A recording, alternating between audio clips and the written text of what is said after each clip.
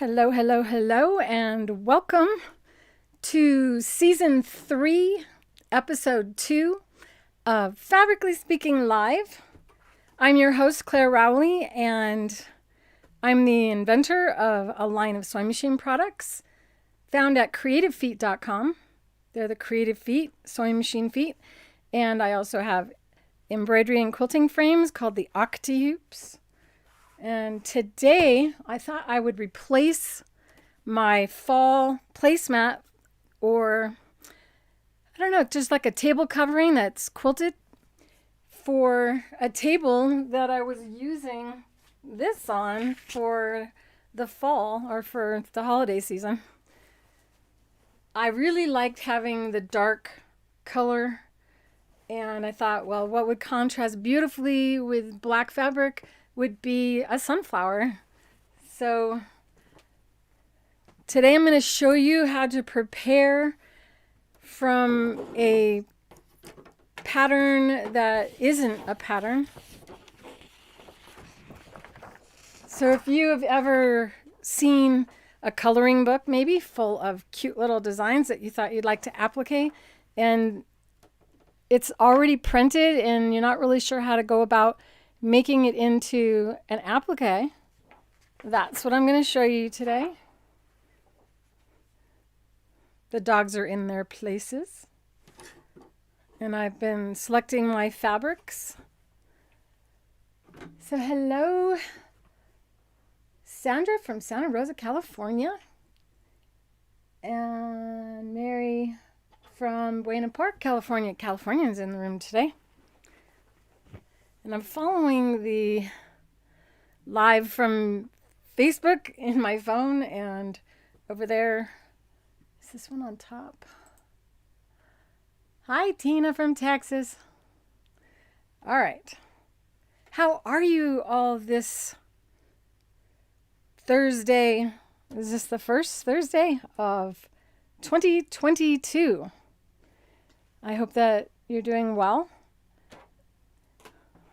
I did, for those of you, hi Janet from Marion, Indiana.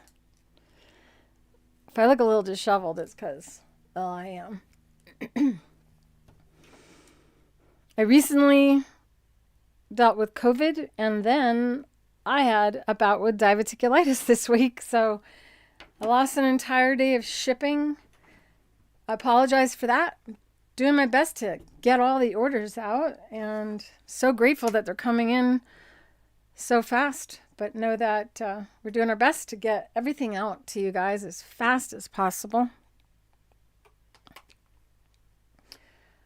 So this is the pattern that is a clip art, and I really don't like the leaves at all. They're way too, maybe they're not too big, but bigger than I like. And I'm choosing fabrics. I was thinking of having two different color petals,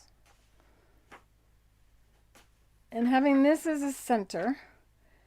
And after this is appliqued, which may or may not get finished today, well, next week we'll finish it up. And I thought I would do the faux piping binding technique again that I've done before, because you can never see too many videos on binding, right?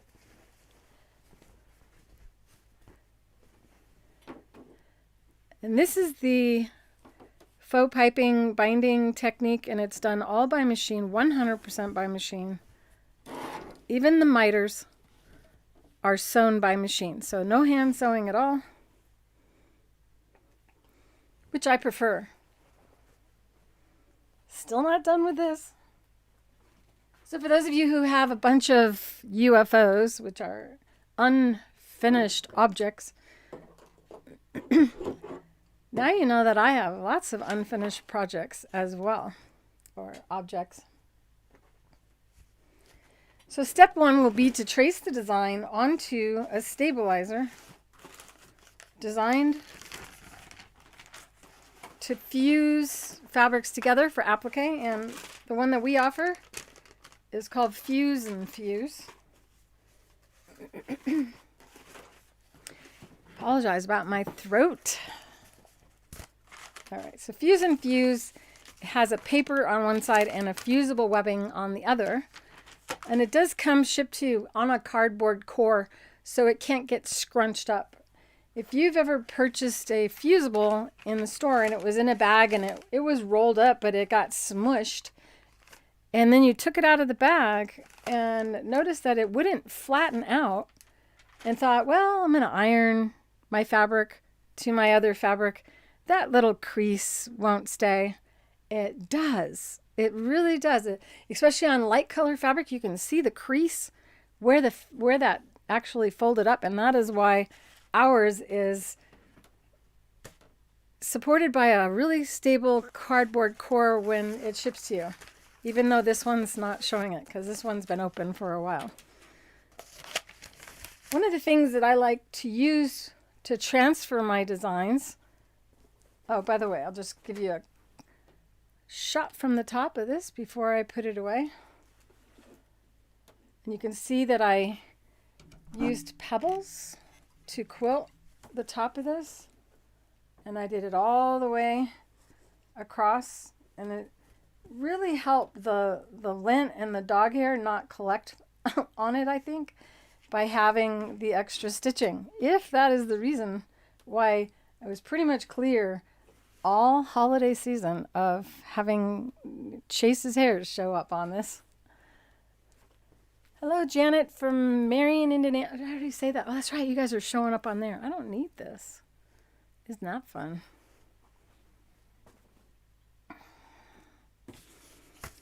I like to use a light tablet. These are all the colors I'm thinking of playing with for this project. And these I will be using on the applique for sure, PolyFast. And the PolyFast is 40 weight polyester. This is the Caterpillar light tablet. If you are waiting on the Ultra tablets, know that we've been checking daily as they are in the US, on the, I guess in the Long Beach Harbor. These make applique tracing much easier, and you have 3 different light settings by just tapping on the power switch. These also are fabulous for foundation paper piecing. I do have a video on foundation paper piecing.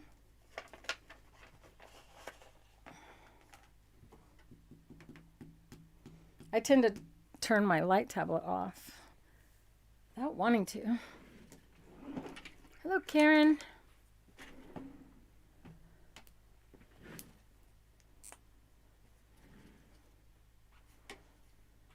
I almost just wrote on my pad, which would have really upset me. So this is the edge-to-edge mat, which has no lines on it. It does come with a mat with a bunch of lines on it, so if lines are what you're looking for, then know that you are covered with their products.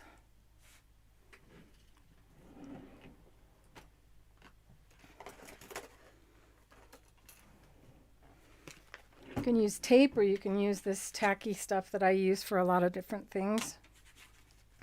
This is just the stuff you buy to hang a poster on your wall and not damage the wall. And it's like, stringy. I was looking for this today and I couldn't find it. It was in here. So you can just take a little bit, and that'll hold that in place, I think. Depends on how well it holds to their pad. It holds it well enough.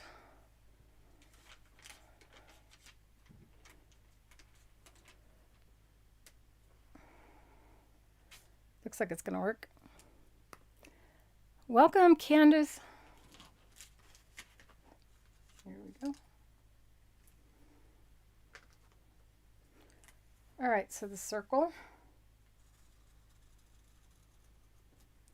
And the circle's going to be on top.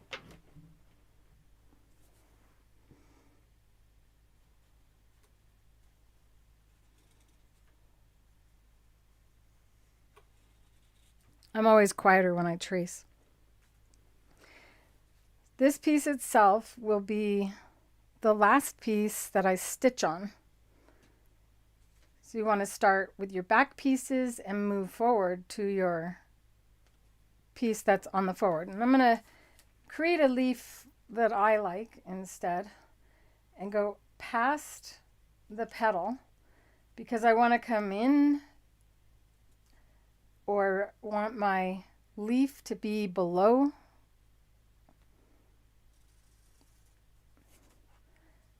that petal.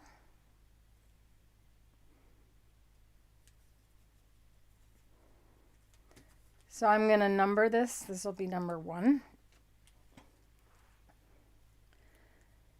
I have no idea how many of these we have, but they're pretty much going to be the same shape on top. So I can trace them easier. Hello, Linda Bridges from Texas. Welcome. You've never seen that tacky stuff? I have it in the description after we're done with the live. It is in the description. It's called needle tack. And the reason I call it needle tack is because when you're working or you have a needle that you have in your machine, like today, I'm going to use a Universal 9014, which by the way, we have back in stock. They were out of stock for a while. That was no fun. It is almost always, I mean, not always, but I usually use 9014 needles on the show. That's a jeans needle. I had run out in here, which I think I went to these. 100 pack. No. Okay, well, you stay on, phone or iron.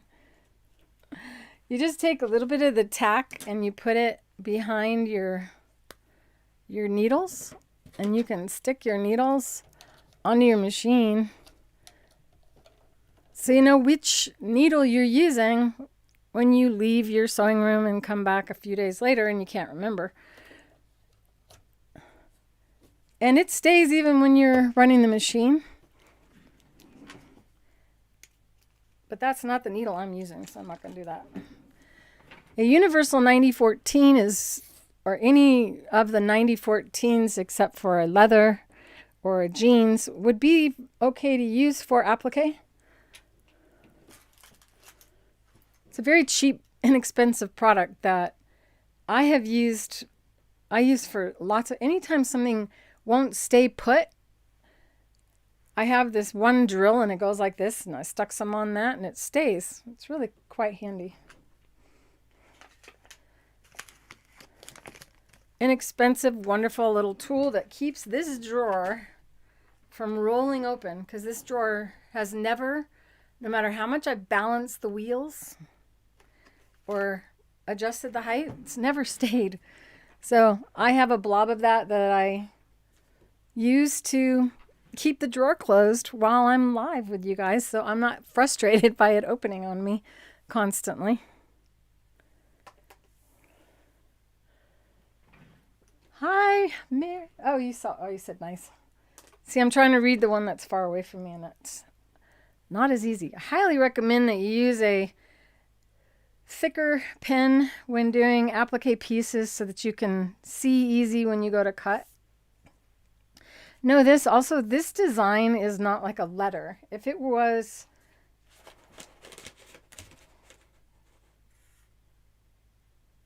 oh, that'll be the wrong letter. Oh, we'll do this to this.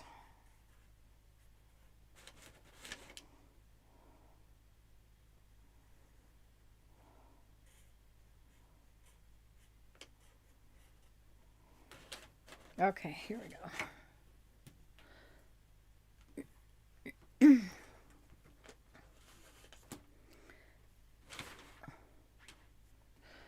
if you're appliquing and you want to do letters,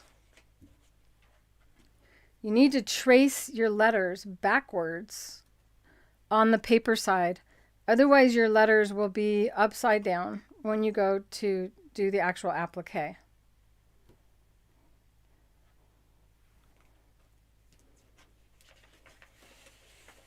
Shouldn't have moved that yet. That's okay. Now I got to do the other leaf. I kind of wish they put this power in another spot because my hand always wants to go on it.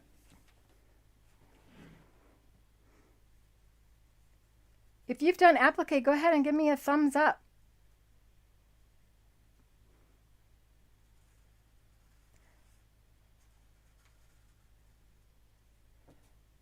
And then tell me how'd it go. Was it good? Was it a good experience?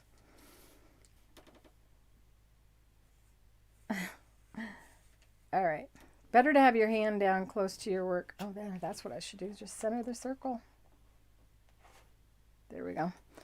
All right. Now I need to create the back petals. And they need to go beneath the petals that sit on top.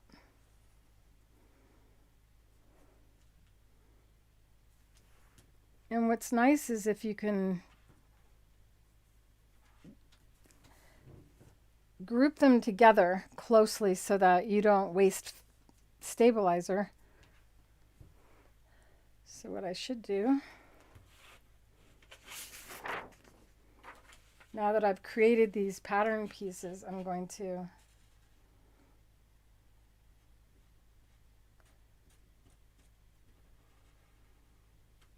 create it on the paper, and then I can just keep moving it. And we need 1, 2, 3, 4, 5, 6, 7, 8, 9, 10. I'm going to do 11 just in case I lost count. So you just kind of put it underneath there and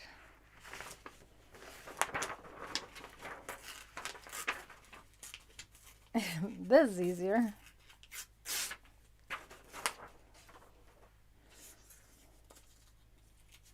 So this is 2. Now we want to label the rest of the pieces that we create.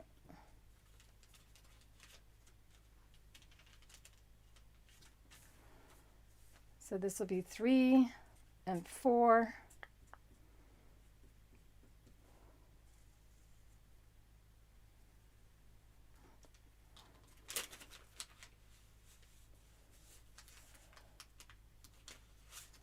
Wow, that really holds well on the stabilizer. It's kind of lifting it up. 5.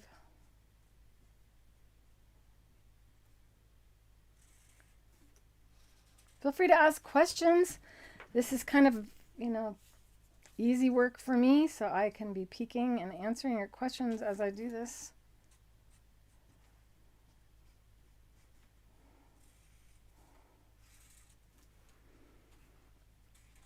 And we need a total of 11, and we had 1, 2, so we'll know we're done doing these when we have 13 as our last number. So the reason I'm grouping these together is because they're going to be a specific color. And I can lay them all on top, that whole group on top of the fabric.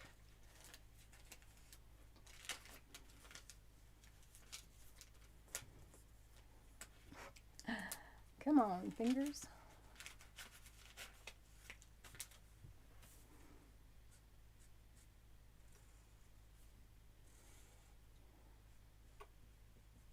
What is on your sewing table right now, you guys?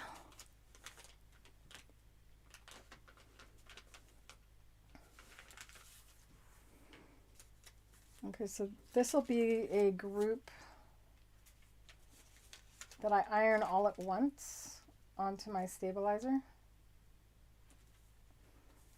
Notice that I don't put it right up against the other one. It's okay if they're a little off because that'll give it more realistic appearance because of what I'm making.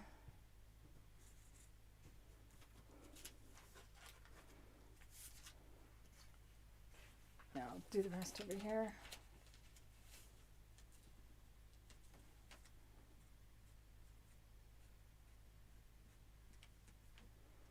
Mug rugs. What kind of mug rugs?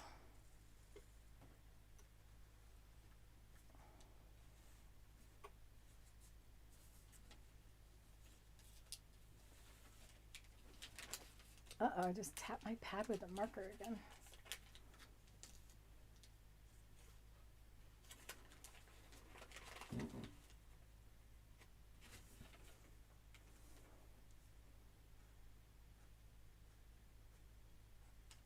I keep wanting to do an inking day with you guys, or fabric painting with ink.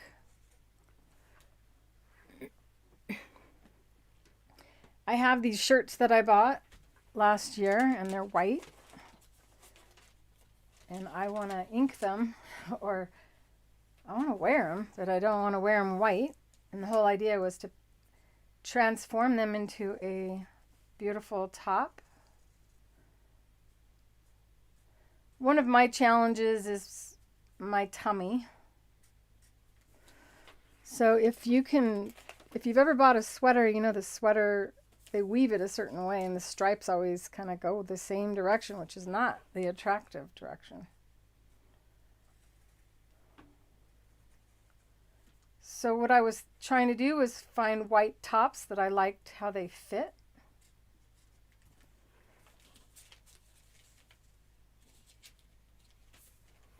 And then to ink the fabric so that it slenderizes me when I wear the shirt. Would you guys like me to do that? If you would, give me a thumbs up or tell me in the chat. I need you guys to be chatty. It helps the algorithms know you guys are having a good time.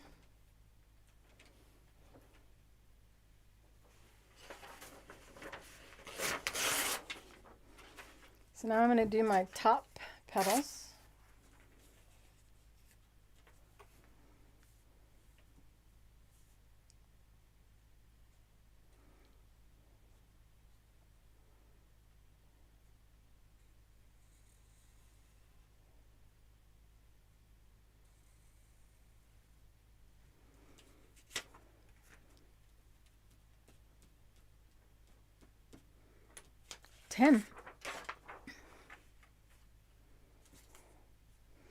I forgot what I asked you to do a thumbs up for.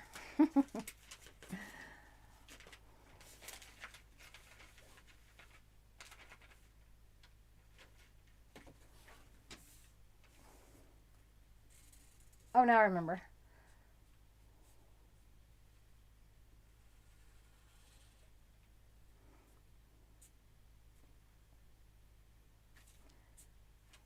Okay, so that's 14. And that I'm not gonna work ahead because I may mess up. And that could be embarrassing.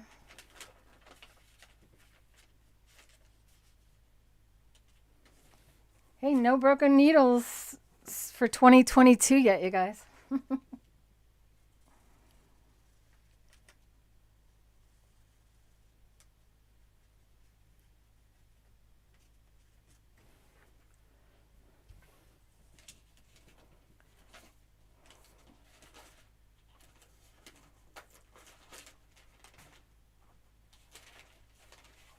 Okay.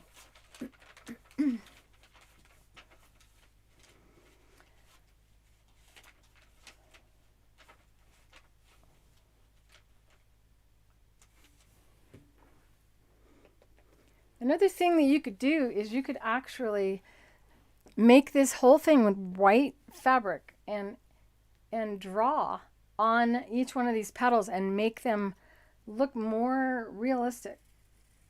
You can ink before or after sewing, or paint on them with our fabric inks.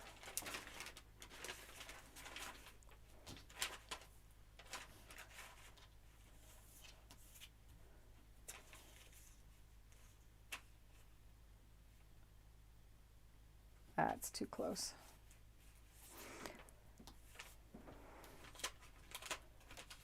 Trying to think of something to say that's not boring while I do this boring work. Hello, Ellen from Pittsburgh. Oh my gosh, well, I hope that they have the roadways prepared better. How much snow are they expecting? We just had snow, but you know what we had yesterday? A spring day. I got to open all the windows and let the air move through. Oh my gosh, it was so lovely. I shouldn't say that, as some of you are under feet of snow. My daughter lives in Colorado. She's got so much snow.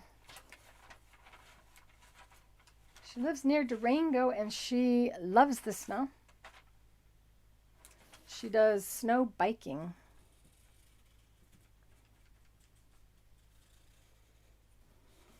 $18.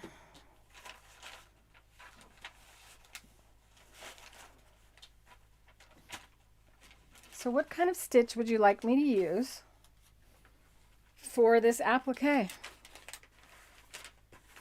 Should I just do one? I just realized, didn't I? No. I did a lot of sunflower stuff in a row and I was trying to stay away from it, but I'm trying to get my home with a sunflower theme, and so far I'm not doing a good job at getting it done.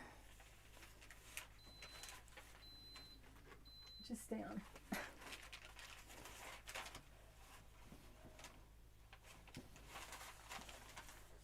Isn't it nice that when it does snow or rain that we can hang out in our sewing room and have this work that's fun to do?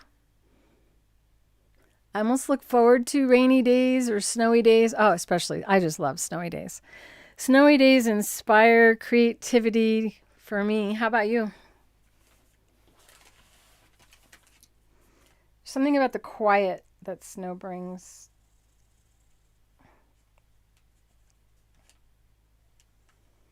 So the dotted lines help me to remember when I go to place these.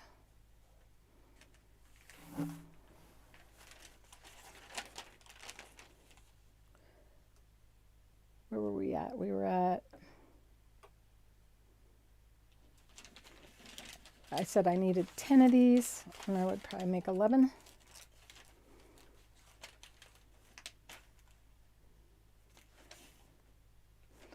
Tell me what you want me to make. What would you like me to teach live with you on the show? What is your biggest frustration or challenge, or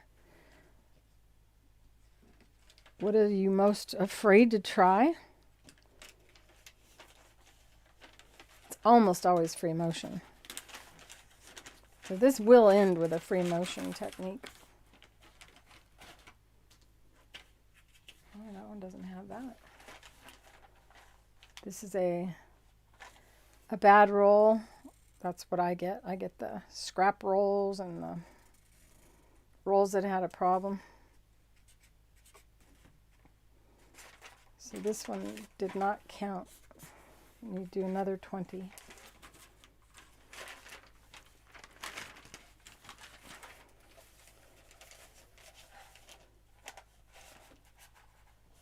When the company that rolls this for us roll it, they messed up on a bunch of them, so we have all these little starter rolls that have damage to them.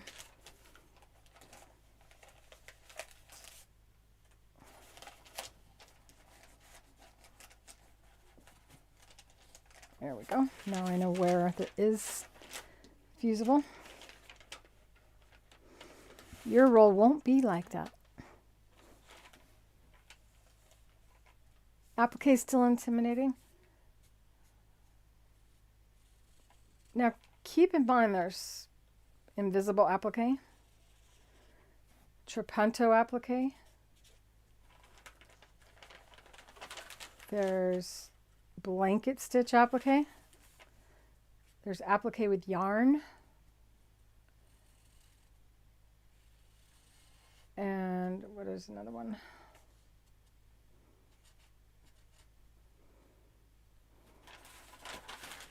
Let's see. 1, 2, 3, 4, 5, 6, 7, 8, 9, 10. Okay, so I'm going to do one more.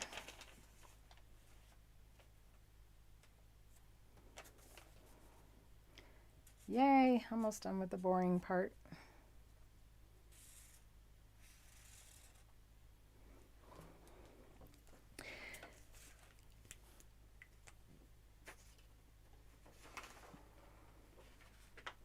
It's a good idea to keep your pattern close by so that you have it to refer to.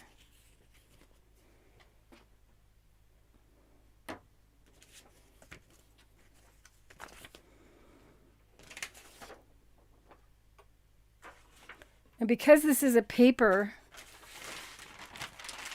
it's a special paper though, you guys. Try not to waste it. Because every bit of this is usable. But you don't want to cut close all the way to the lines yet.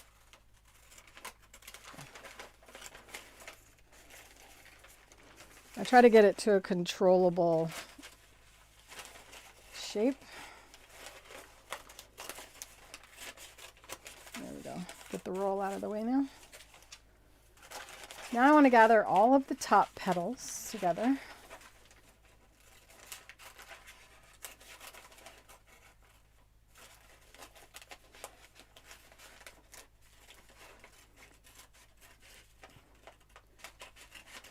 It's very tempting to get right to the line, but you don't want to do that yet because it'll just make it harder for you.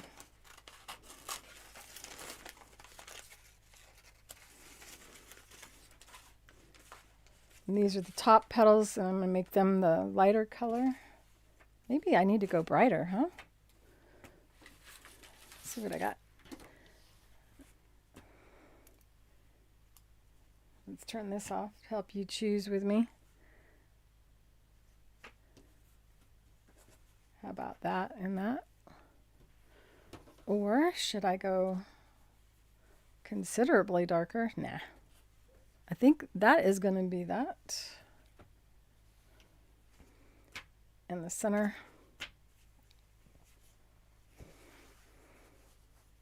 Oh, I was going to do this for the leaves. What do you think?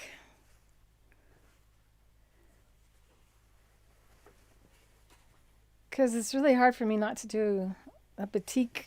The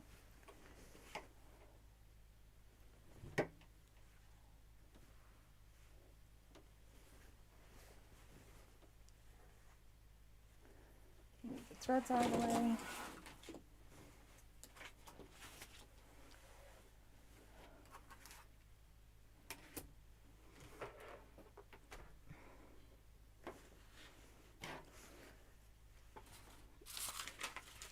What do you guys think? Think the batik for the leaves is a good one?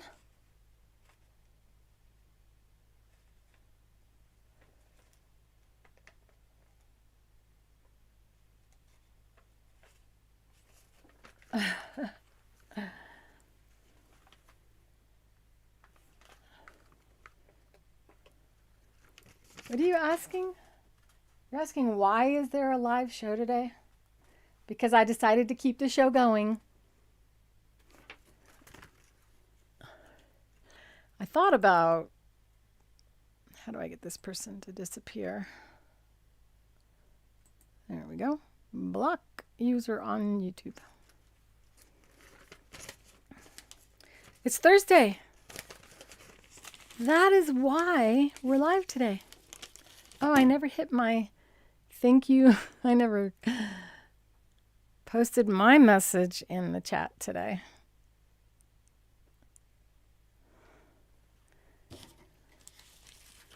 Okay, so this is all one group of yellow, and this is the light yellow. Put it on top.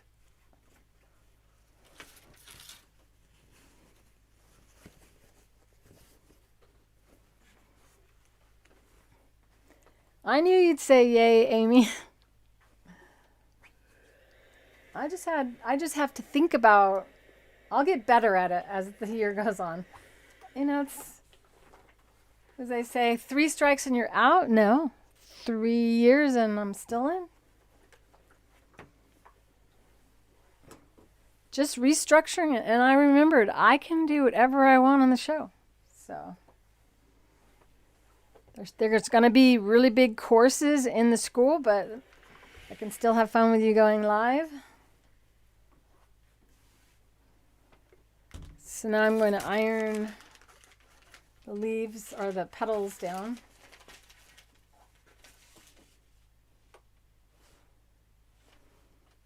With the right side. Not on the right side, but on the wrong side of the fabric. So I was right. I'm going to try really hard not to burn myself with the iron right next to my face.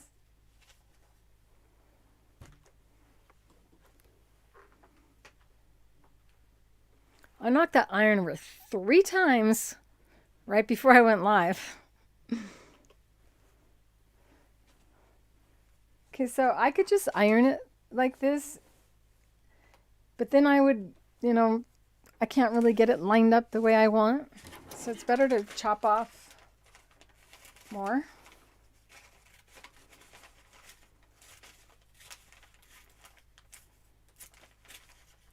I think I'll cut this one off.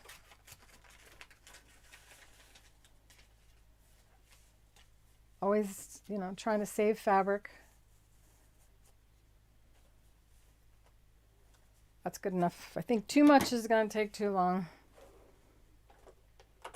Do not use steam when using anything with a paper backing, because the steam can shoot out from under the iron and burn you. In case you're wondering why some stabilizers you're told to not use steam and some you're told to use steam. Now I see a little bit of the fusing sticking out right there. And I have in my drawer, I thought I just had it. There it is. This is just the paper from this stabilizer. When you remove the fusing from it, this becomes a pressing cloth. So you can take it and put it on top and iron over it without risk of getting any on your iron.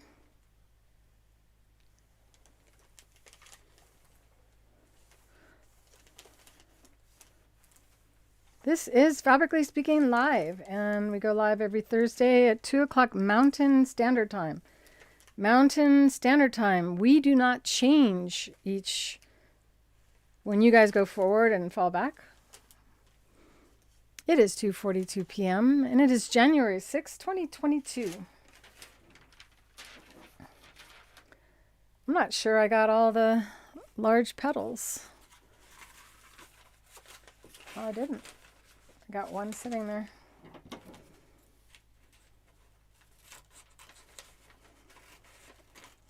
Ah, don't go too close.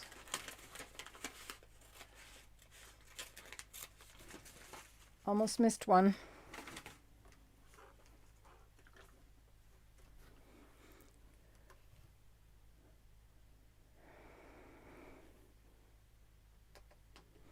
The next step is to cut all of these out. And I'm going to let it cool while I do the next color, or iron the next color. I'm always editing my speech. It's the writer in me.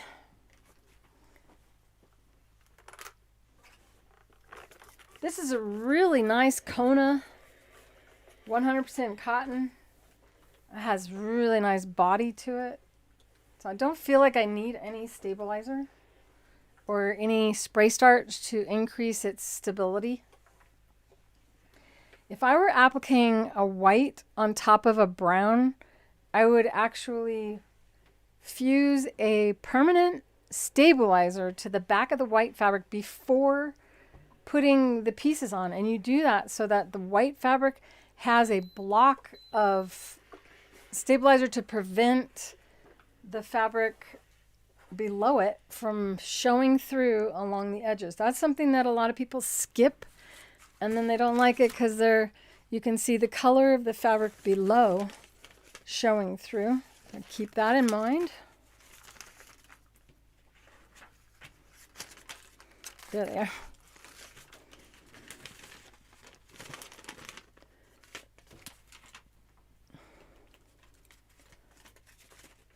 Get my circle. Woo, went too close. This is going to be brown.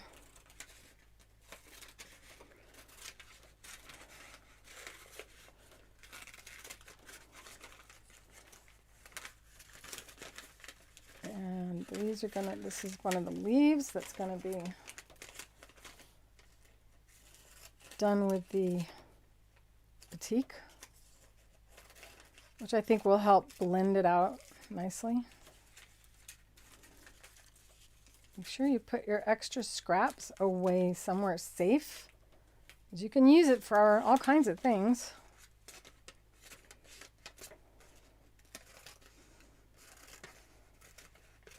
I'm really jittery today. I feel like I accidentally had an extra cup of coffee, but I know I didn't. Hi, Ellen from Illinois. Are you guys getting snow today?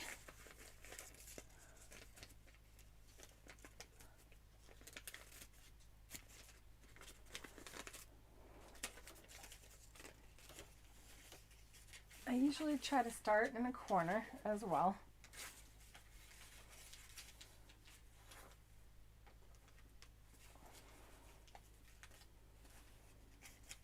So that's going to go good. We got to separate our leaves so we don't put leaves and circles on the wrong color fabric. Just bitter cold. I have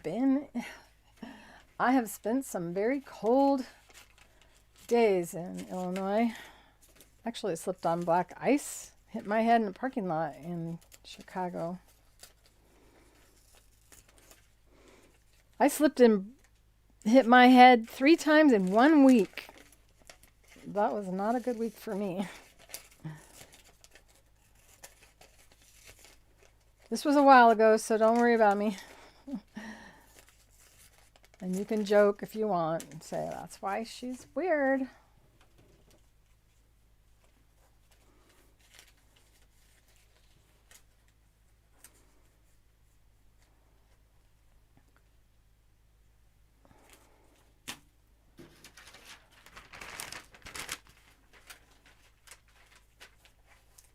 Nice that you can see through this as well. Now this is just the same release liner from a large piece that I used to make napkins, where I iron this to the front and the back. It might have been a purse because steam. No steam for this part. I don't know if you saw the steam shoot out the side, but it's a good thing my hand was over here instead of the normal position of holding something down.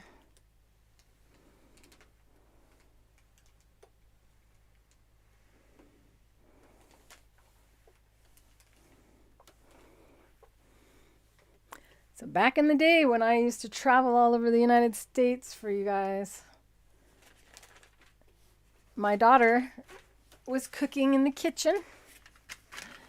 And this is years ago. She's smarter now. It's kind of funny for her, but not for me. She took her frying pan and she moved it over the floor to spray Pam on it. And so the Pam went all over the floor. And I came walking through the kitchen and slid my feet and came out from behind me. And she laughed really hard because it was like a cartoon. She goes, "You're just like a cartoon. Your feet went up." And the next day, I hung some shirts to drip dry in the laundry room and forgot to put a towel beneath it. So the dripping ended up making a puddle. And I had a delivery come and I ran And I skated through that laundry room and hit my head on the cupboard. And then I was in Chicago the next day and got out of my car and slid in the same way each time. Feet sliding out and head in my head. So it's amazing I'm still functioning. All right, time to put the leaves on. This is what happens when I'm left to my own devices and you guys don't talk back. I need you guys to talk. Come on, chat with me.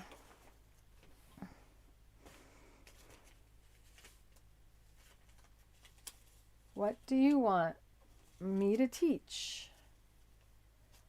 Or you just want me to keep coming up with all the ideas?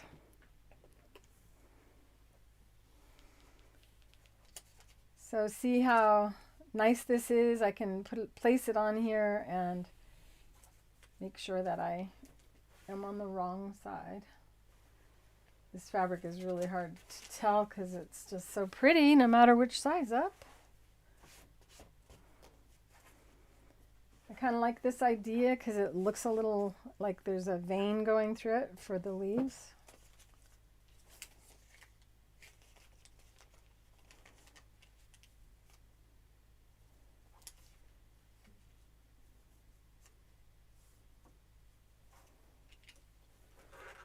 Make sure that steams off.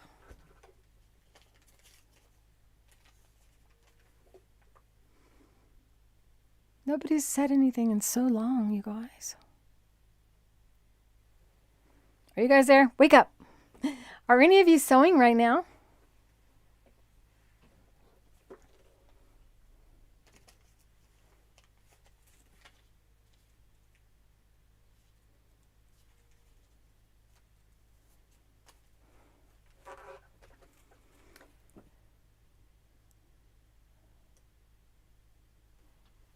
Yeah, this fabric's been out for years too. It's consistently in Joann's and Hobby Lobby if you guys like it.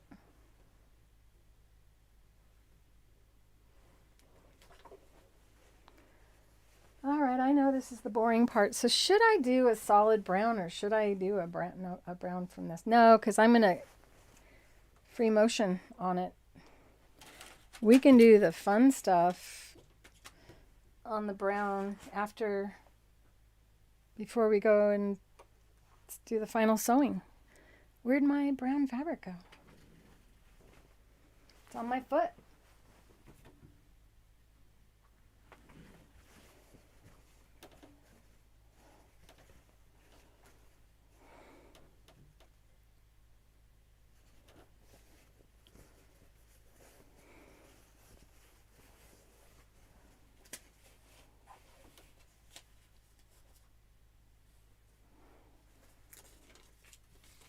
I'm going to clear that.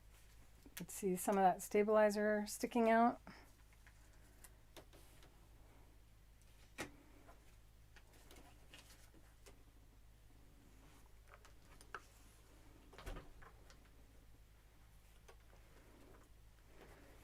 When all is done, I'm going to do the same flowers on, I have this coffee table. And then I have a side table in between two couches. And I think I'm going to do this design and make one that's big enough for the entire coffee table so that there's always a spot for your cup. And you don't need, what are they called? What are those called? Coasters. American Doll clothes. I did do a cute little, see the skirt back there, broomstick skirt in last season. And she definitely needs a top. Where's those other scissors? Oh. Too easy to find. I am going to place this on black fabric.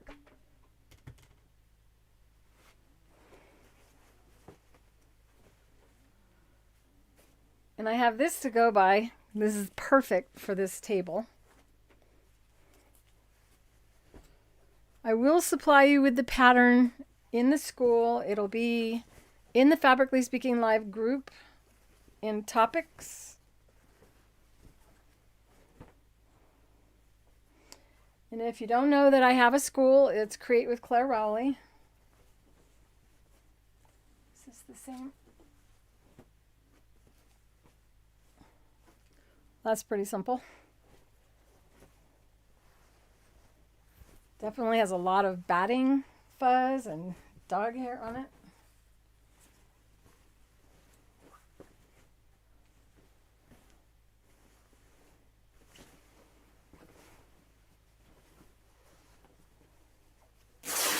I took the time to vacuum and really clean everything really good for the start of 2022.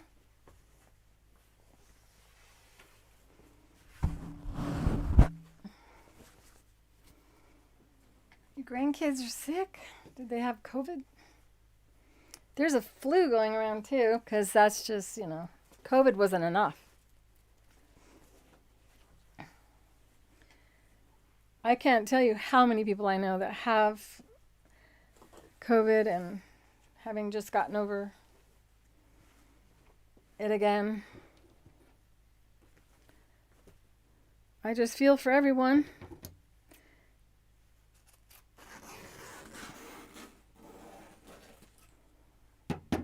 So I'm going to need a top and a bottom on this.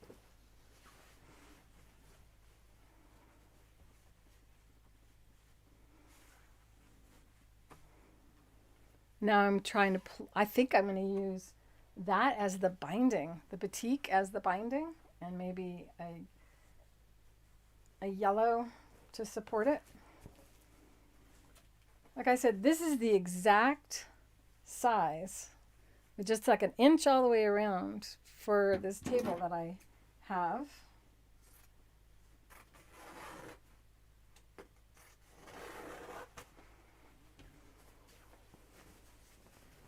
I have to measure the other tables.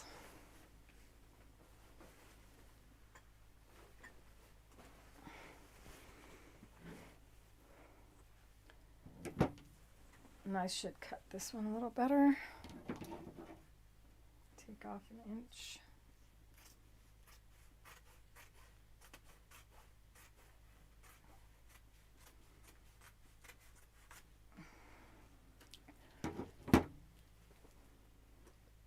So that I can find the center and figure out where I'm going to place it. I believe I have a lamp that's going to go here. So I'm going to place the sunflower over towards one side. There's no reason for me to have to stitch where the lamp's going to go because the lamp's going to cover it.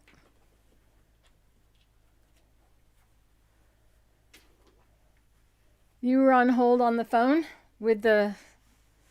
Did you say the Social Security office? So you couldn't listen? I have to have a little bit of my shake.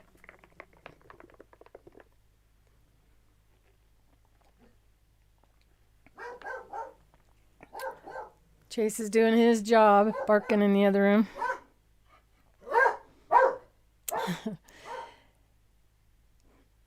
Mary, the koi is going to be a course in the school. I already filmed the inking. We're just working on the editing. It's 12 hours of editing. So you'll be able to take that and make one, learn how to make one. One of the favorite things I've ever done, actually, of all my paintings and everything. I just really love that koi design. Can't take credit for it. Someone else is doing this kind of work before me, but I thought, you know what? That's pretty as a picture, but I want to quilt over that. And last year I did quilt over a couple of the fish. So if you haven't caught that, you should keep that. Hi, Lee from Down Under.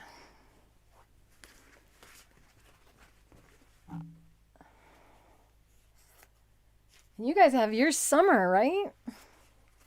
Are you in summer right now?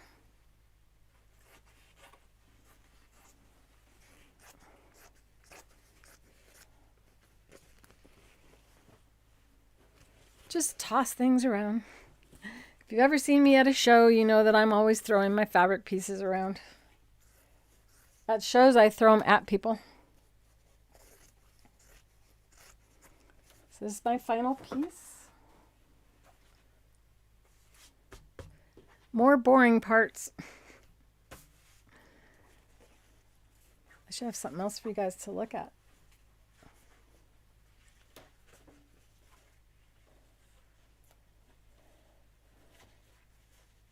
It's 21 degrees. Oh, you're not in Australia, right, Tammy? Yeah, you are, aren't you? Wait a minute. Am I talking to the wrong Tammy?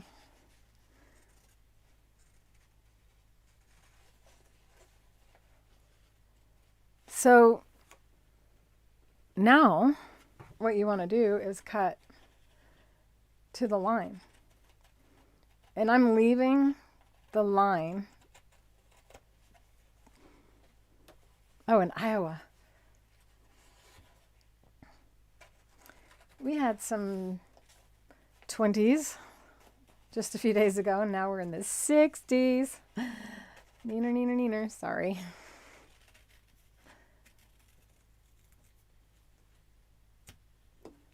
So when you're cutting your shapes out, it's a lot easier if it's a smooth transition. See how choppy that is? So I'm going to smooth it out.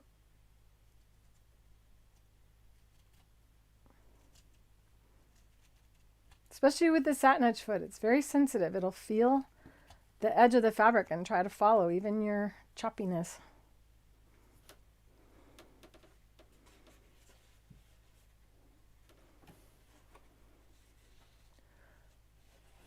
You're sending them some homemade chicken soup.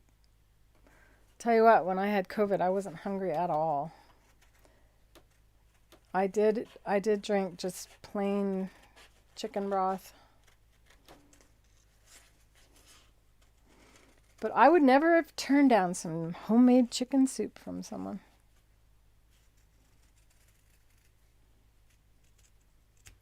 I'm actually 10 pounds down. And I'm officially working on continuing my weight loss. And I thought I might see if I can't get any of you to join me. Since they talk about your weight being a big contributor to your survival of this stupid coronavirus. Today I felt well enough to begin, and I began with stretching and doing some 8-pound weights, just kind of moving around a bit, waking up the body, going, yeah, you get ready, you're going to start doing this every day, even if you just do it for 15 minutes. But I'm not going to be talking about that because that's not what this is about. This is sewing.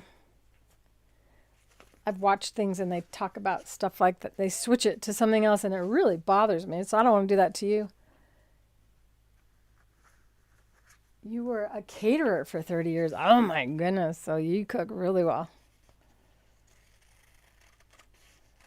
What is your specialty? We do talk about cooking. Yes, it was a rough way to lose weight. First COVID, then diverticulitis. I thank good for these shakes that I get from, or it's the fruits and vegetables and plant-based protein from Dr. Gundry. I also, before I got sick, had just done a month-long celery juice liver cleanse, and that is combined with intermittent fasting. And then once you're done with your intermittent fast for the day, I made celery juice. with my juicer. I was feeling so good. I'm going to do it again because the liver deals with with viruses. You like doing what I'm doing, Tammy? You like the cutting part? How many of you, if you like the cutting part, do a thumbs up. If this part bugs you, don't do a thumbs down because then they'll think you're not having a good time. Pick something else. Pick a heart.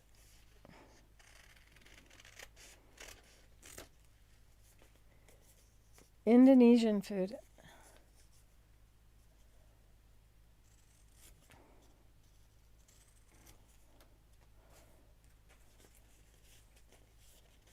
You like cutting too? I don't mind it. I just feel like it's something I should already have done before I went live, so you don't have to watch me do it.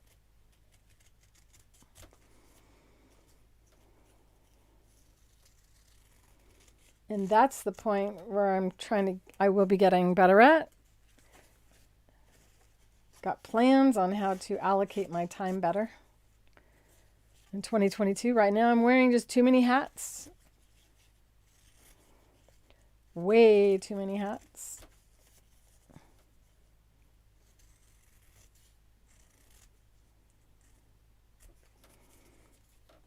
It's going to be striking, isn't it? The contrast of the black with the yellow petals.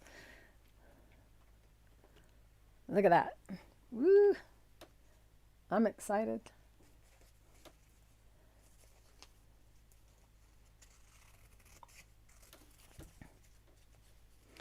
One of the paints that we offer was for shoes or leather. And I was thinking if I had a plain pair of boots, could ink up some or paint up some boots, or maybe do some tennis shoes. I don't know if you guys saw that in our selection. All right, now for the little petals. So a lot of people don't know that this is how applique is done in little puzzle pieces. Those colors are really close together.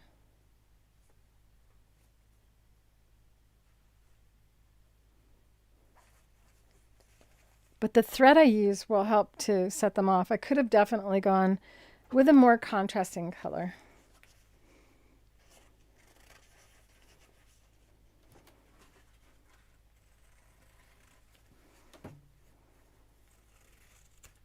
The Satinedge Foot is the foot I'm going to be using for this, for at least part of it, because I was thinking about maybe combining more than one applique technique. The fastest one for me would be blanket stitch. Satin stitch is the more challenging.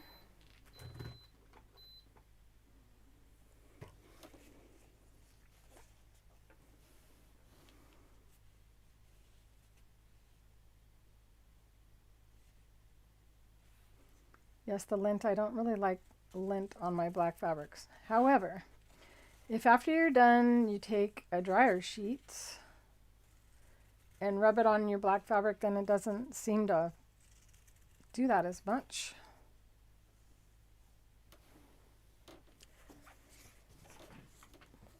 And you don't have to use cotton. If you're doing a placemat, you could use a cotton poly and have less lint build up.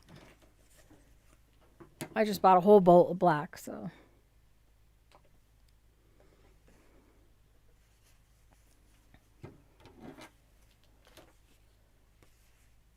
The black back rounds. Oh, backgrounds. Are you talking to your phone or something? I'm like, what's a round?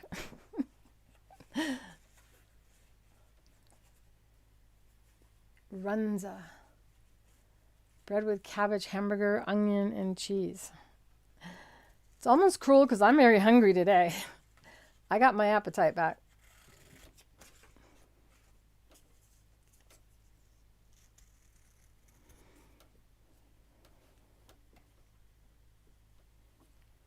I also have a foundation paper piecing pattern that I've already designed.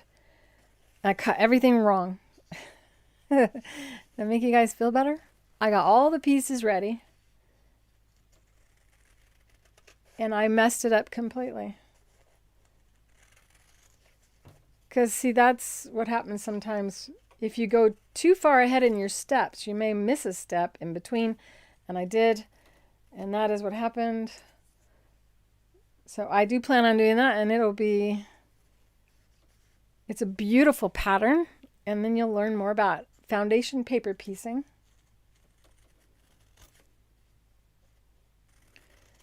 Trying to find a paper that I already have tested some for foundation paper piecing where they wash away inside of the item so you don't have to take the paper out.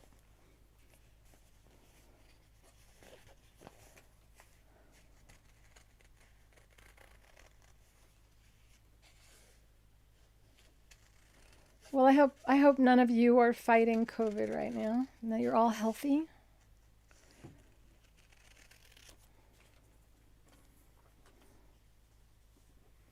This will be fun to stitch on. So what do you suggest I do for my stitching? Should I echo quilt all the way around, or do like I did on this one? I was thinking about doing sunflowers.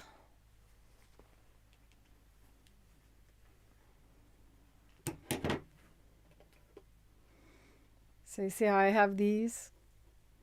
So I was thinking about doing some pebbles and then have sunflower outlines like this. There's a name for this, isn't there?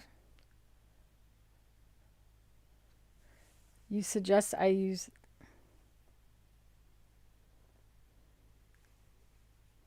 You haven't done an applique with little pieces like this yet? Well, now you know how to do it. And I liked combining the denim or the jean stitch thread and using some of the quilt highlights. I think it's just more interesting to have more combination. That is a Dresden plate that I cut and I oopsed and had the little ones for part of it, and I thought, well, we don't always have to make a Dresden plate have the same look, so I went for it, and that's why some of the petals stick out further than others. That's a 3-part series last year in Fabrically Speaking Live. So if you go to my YouTube channel and you go to the playlist and then look for Fabrically Speaking Live, you'll find all of the steps for making this.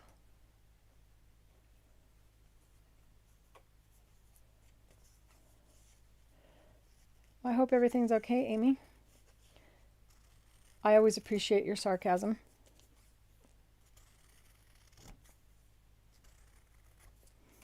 I think that's the last one. And if it is, then I didn't cut enough. Then I didn't count right. Uh-oh. Or I have one extra. That's right, I made one extra petal. So before we do that, we have to pull all of the paper off the back, and I need to cut my center.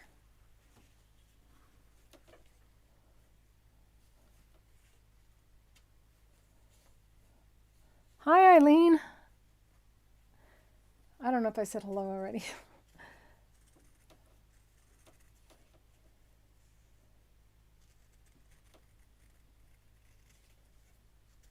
Using my eyes for part of this. This is where you take your time. and it's easier to cut circles from down low rather than the tip of your scissors. Little cuts and then slide it up. So only going about a 1/2 inch before I move it, and that makes it a smoother circle. And these are bigger shears than I like to use for cutting circles, but yay. I'm going to clean up this clutter. Choose the thread options with your help. I like it when you guys help me. Where's my leaves? I don't see the leaves. Do you guys know where I put the leaves? Sometimes Amy knows what I did with something, so I'm seriously asking. They're not in here.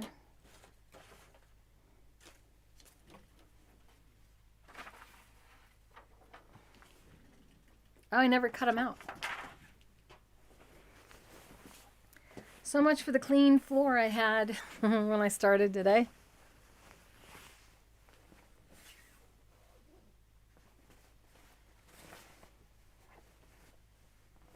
There they are. Yes, I usually use my Applique scissors, but there's paper on here, so I do not like to use my Applique scissors when I have paper on. These are almost, I don't know if I've ever destroyed a pair of these, no matter what I've done with them. I gotta add these to our site. These are the Kai scissors. And these are their shears. They're 7-inch shears. Really comfortable grip for small hands. I got really short fingers. But, however, I had customers try them out at shows, and it didn't matter what hand size. Everybody found them very comfortable. So that is what I think I'm going to use this fabric for the binding going all the way around. What do you guys think? Vote. Now I need to look at my pattern. And I just dropped something off the front.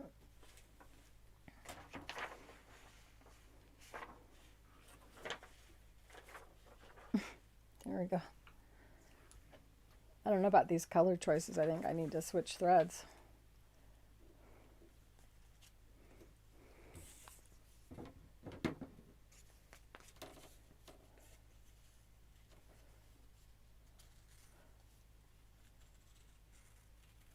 And I think the leaves on a sunflower are different shape than this. I can't remember. Oh, there's so many different sunflowers though. Does anyone know what name of sunflower this sunflower shape is?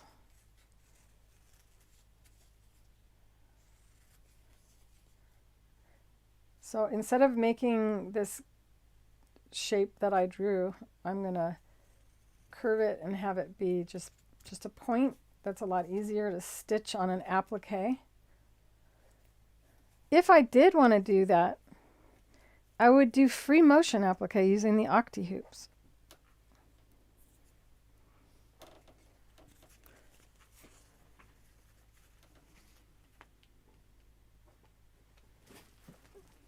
Which is what I did here. So you see how the leaves are all pointy, and then sometime on there was no fabric, but I made it look like there was. And going around the leaves, that would be really difficult with a satin stitch or with a blanket stitch. So that is straight stitch applique done using the Octi-Hoops, which make it so you can kind of draw on your fabric. And this was a episode of Fabrically Speaking Live last fall.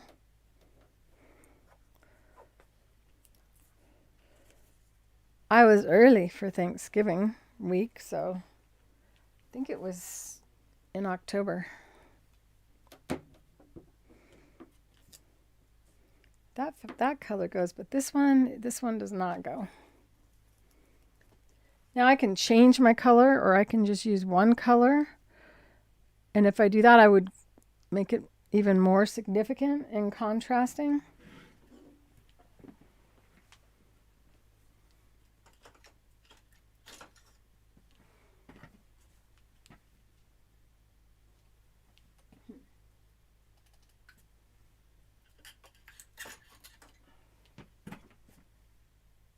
Before long, I'll have every color out on the table if I'm not careful.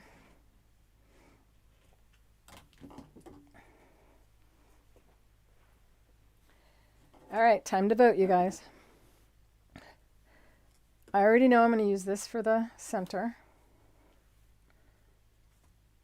Now you could just use that for the whole thing, and that would be fine. But should I use... which one of these should I use for the petals?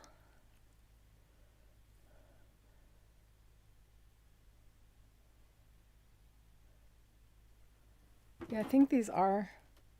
this is a serrated edge shear. It's not as serrated as the Applique, which are much easier to use for cutting out hand turn, needle turn type of applique. I'm going to mute for a second while I drink really quick.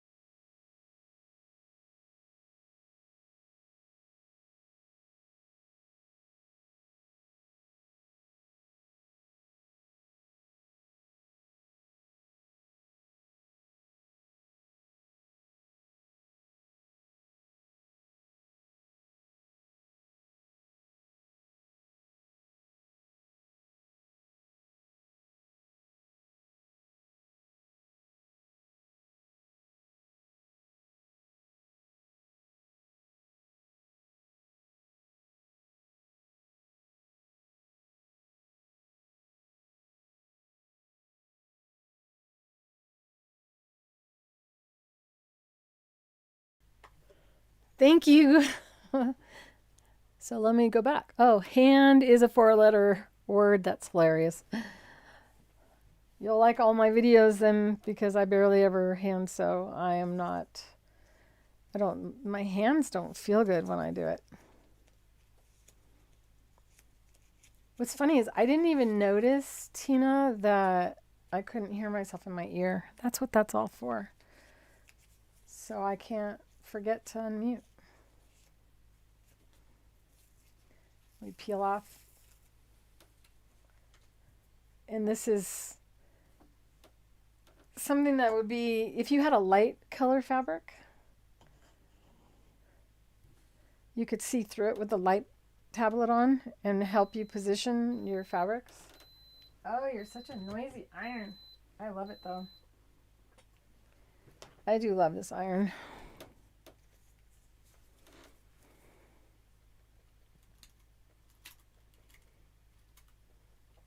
Since most of you love purple, I will use a purple pen, and I do this to help get the paper to release.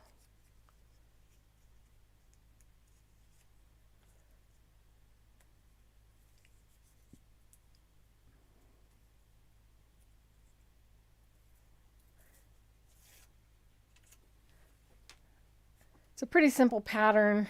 These are going to go behind these. We position them after we take all the paper off. So I'm just going to answer your questions, and hopefully you guys will ask some. Let me see. Tell me what sewing machine you have, and if you have several, which one is your favorite of the ones you have. And go ahead and count how many sewing machines you have and brag. Tell us how many sewing machines you have, and I will try to think about how many I have. I don't know how many I have. I have too many to count. But then I had a reason for it.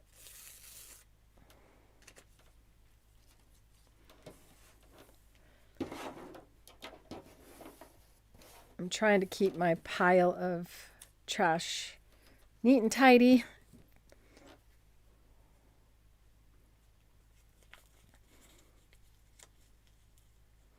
I really need to pull out the Baby Lock Destiny and finish painting it. Because I plan on teaching you guys how to use our stabilizers for your embroidery machines as well.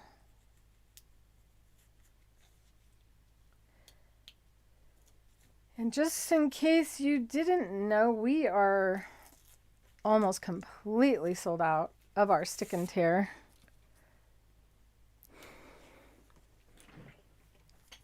But I get a really cool present for my birthday this year, which is the 12th of January.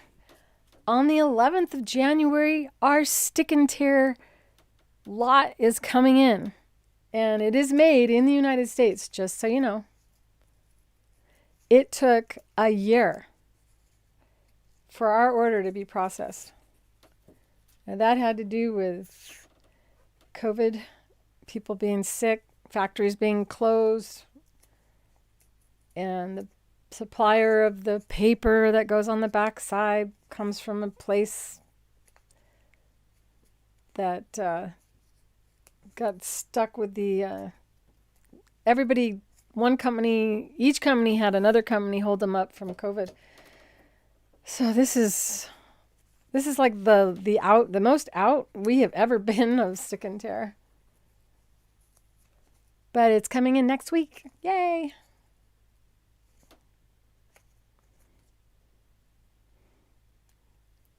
This is another reason some of the orders were slowed, because we had to like figure out how to fill everyone's order, and because we're out of some of the sizes that it's letting you order right now.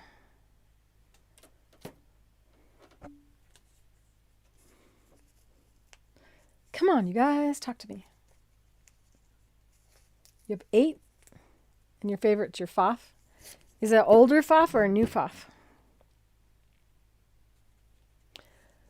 Destiny 2 and 3 different brother machines. Last year, or 2020, there were no sewing machines.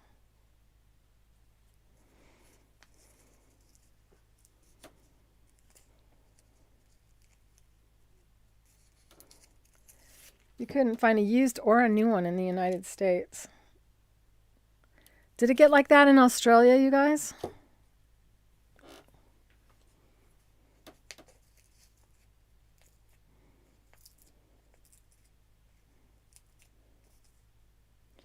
Somebody was feeling like they didn't do a good job on their quilting and sent me a picture in Facebook yesterday. Oh, it was beautiful. But what she was doing was she was quilting the actual size. And that's kind of what I'll be doing on this as well, because I forget to make it bigger. You want a bigger piece than you're going to quilt, and then draw lines where you're quilting, where you're going to cut it when you're done, and then the Octi-Hoops have an easier time going around the outer edge. I forget, and because I got a lot of experience at it, I can quilt all the way to the edge. But it is the most difficult thing you'll do with the Octi-Hoops, and that is what she did. She quilted pretty much all the way to the edge. And she did a fabulous job, but she's thinking that she didn't. We're pretty hard on ourselves as we learn something. Yes, this is the Fuse and Fuse. And you got to really pay attention when you put these down after you take the paper off, because you almost can't tell it's on there. This is the softest fusible that there is. It's so soft you can actually iron it right to your iron. You quilted a t-shirt quilt. Awesome.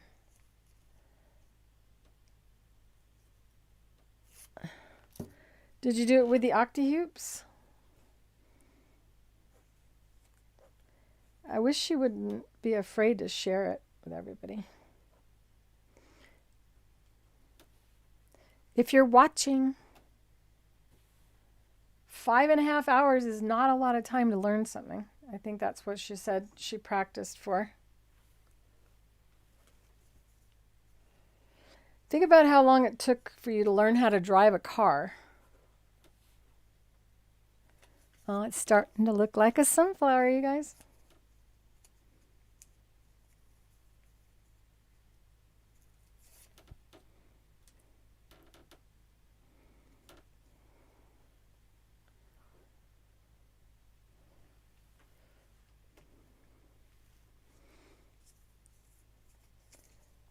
Oh, this is... Sorry I didn't have time to cut them all out, but...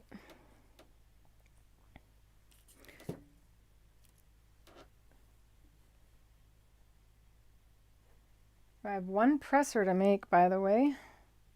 If you bought a presser, it's on its way to you, unless I spoke to you today.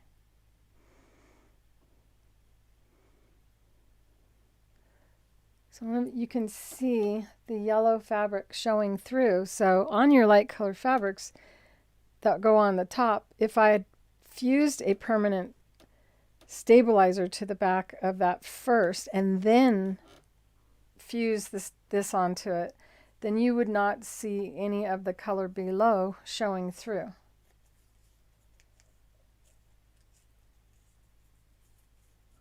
You take every mistake out. Oh, no. Even though you see me mess up on here. I've seen people do that. Take every stitch out again. Well, then it's definitely good to practice a lot before you make something that matters. And just remember this, when you look at someone else's work, you're not nearly as judgy. Well, maybe you are. I don't know you that well. But if you look at this, there are so many mistakes or oopses, and partly because I film live and I look around my camera and around my microphone, and I get distracted by the cameras. I'm watching the cameras, I'm watching the chat. So there's my excuse. But here's where I made a mistake, and it was a real dramatic mistake. Wow, it's so... What is going on over here? It's like romantic. The camera is set up funny. See, this is all the stuff I have in front of me. So here's what happened. I was filming live. It was the first flower, and I messed up like that. So then I continued to mess up on purpose, and that is something I continued consistently all the way around. And that is one way of getting around a mistake, is by making the mistake actually appear deliberate by repeating it, which may sound crazy. What is that? Some of the needle tack stuff. Looks like chewing gum, but it's not, I promise.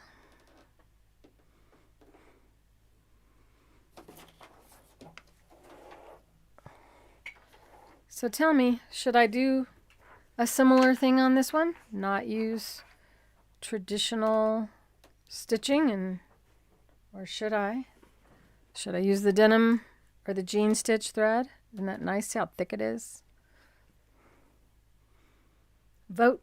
Tell me what to do. Boss me around. That's what this is all about. This is your show. I do what you tell me to do. I'm almost done pulling this off.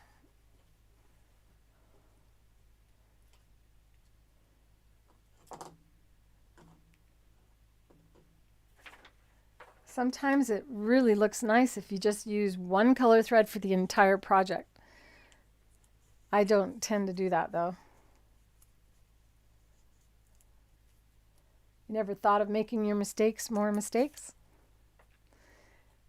Well, as an artist, and when you paint, we deliberately, well, not everyone, but I do, I always put a mistake in my painting.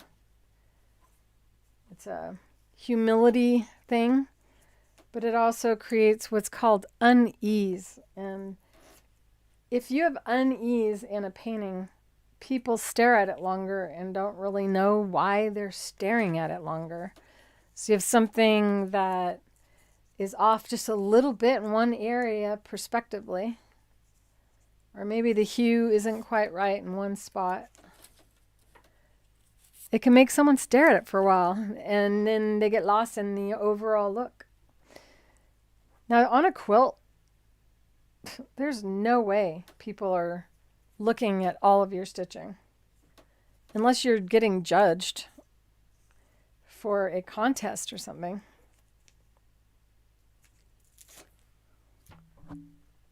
Last one, I think.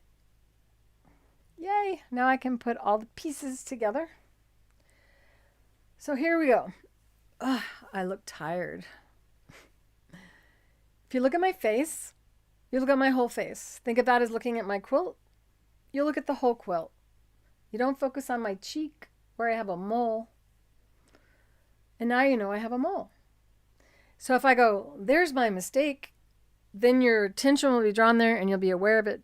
But for the most part, we aren't staring at everybody looking for their imperfections.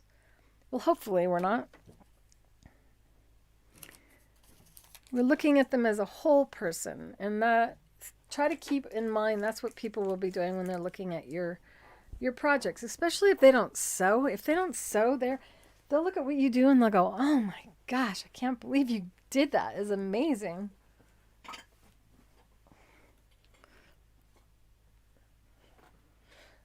I did that one in spring. I was gonna have it on my table for my dad's birthday. I remember that. I never got it on the table for my dad's birthday. Maybe this year. He's 92. He'll be 93 this year. Yay.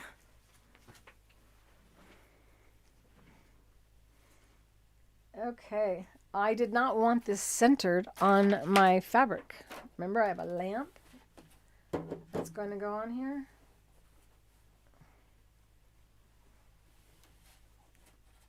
I don't want it right up against the binding either.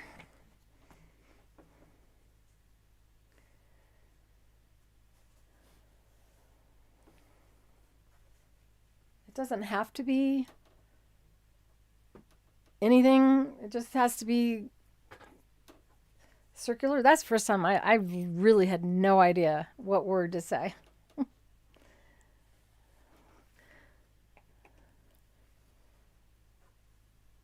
So it would have been nice to build this where I need it, which is over here.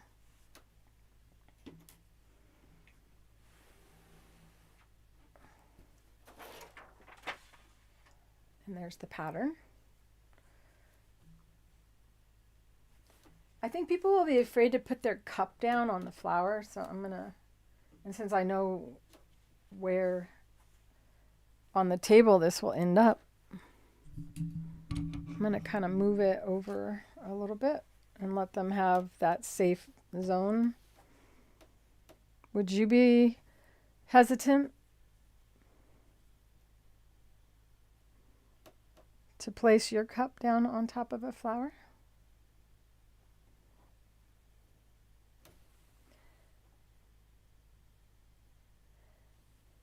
Now, when we're doing these petals, they're supposed to overlap one another where that is. So where you see this straight, that's where this petal drops over that petal, and I overlap them about 1/4 inch all the way around. Hold my finger down. And this is where the liquid-based glue is your best friend.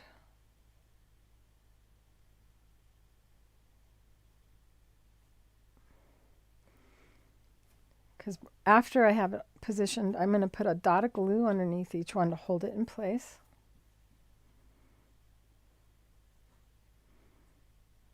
And this is the circle that all of these need to go beneath. So that helps you to know that you need to spin it a little bit more.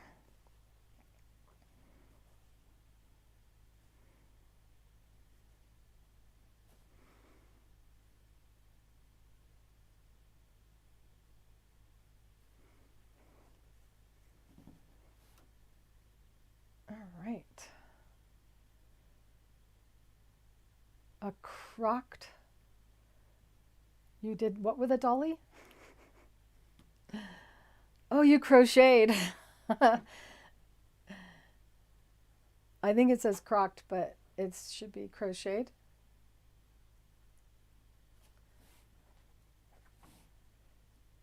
I'm going to go around and do the big petals first. keeping them beneath the circle.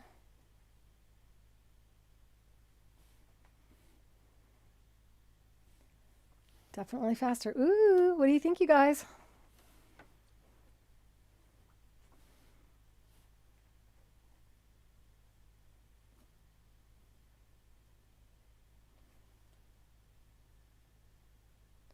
And just so you know, I generally will do, if I have a repeating shape like that, I will redo or add or make one extra petal, because I have, even though I'm teaching you, I have so many times fused one of these to my iron because our stabilizer is just so fine. But you can see a little bit of reflective light coming back as you rock it around. Good idea to get a light over everything just to make sure. So as I stated, this will be a pattern in the school, create.clarerowley.com, in the Fabrically Speaking Live group, if you guys want to do a sunflower. And I will have the pieces already separated for you. This is not ready yet because I just threw this together.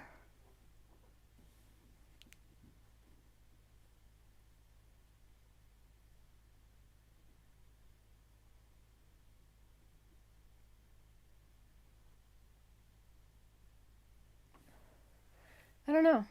You know, this is why I asked you guys if you know which flower this is. This is just someone's sunflower design. Maybe I did need that other petal.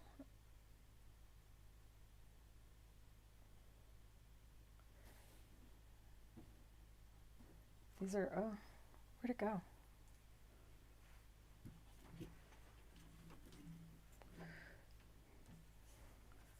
Here it is.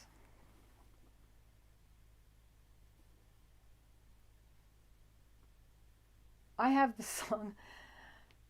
Many of you probably already know I get songs playing in my head. Well, today I have Here We Go Round the Mulberry Bush. And I think it's because I'm going around the petals. Here's the thing, you want to make sure that it is underneath and that you don't have a gap.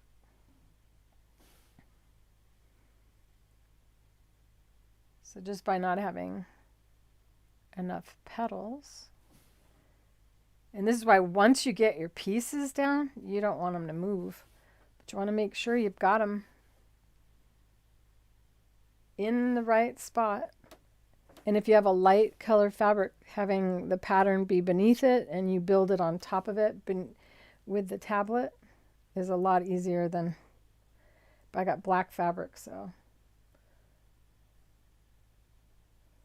made it harder.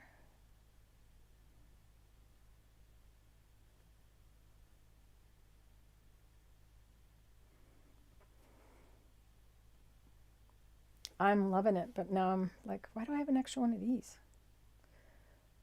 Maybe one of you sees it.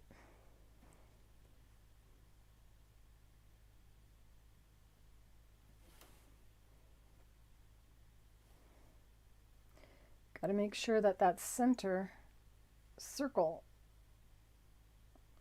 is going to go over all the petals as well.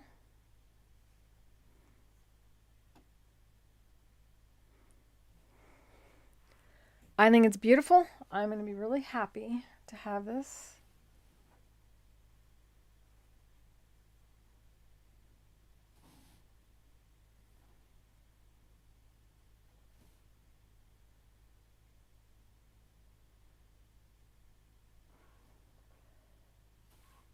All right, time for the liquid based.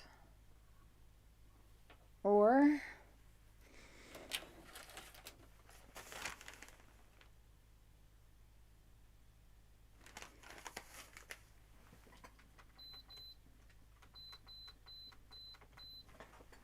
just on a cotton setting. I get asked, this is a Sunbeam, got it at Costco. It has like a 14-foot cord. And while it is a noisy iron, I really love it.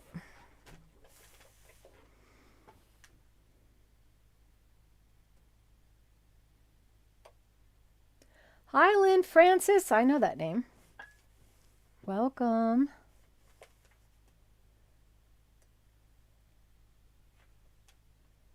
It is 3:44. I try not to go past 2 hours.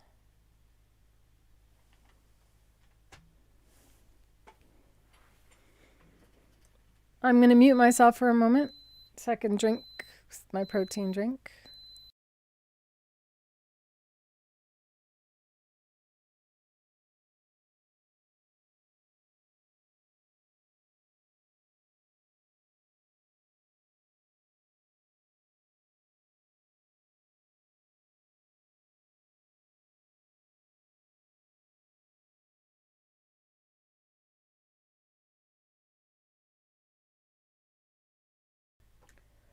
I just saw, Janet, where you said you use the paper from your fusible as a pressing cloth as well, like mine's.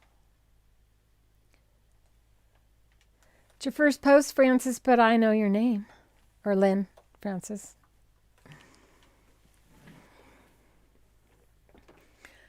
Welcome to the party. First week of 2022, January 6th of 2022. It is right now 3:46 p.m. in Arizona. If you are looking on another day at what I'm saying right now, you are watching the rewind, or you're seeing this as the pre-recorded version of our weekly live show that airs every Thursday at 2 o'clock Mountain Standard Time.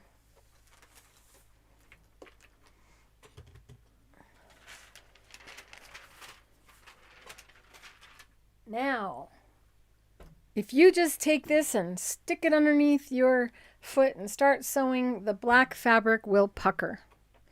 And a lot of people don't know that if they are learning how to applique kind of on their own, or a lot of educators that are not really educators just have their own YouTube channel, neglect to talk about the back of the fabric.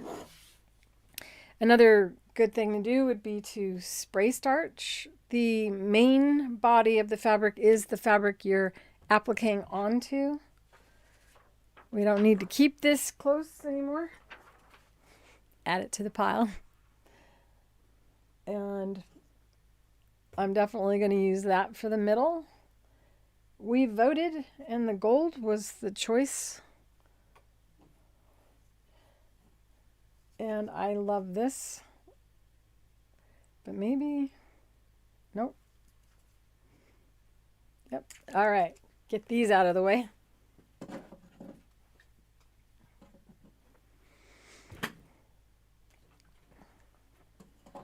But I may play around with more colors or quilt with all three. Maybe not. Don't say it till you do it. Next week we'll be quilting this and binding it.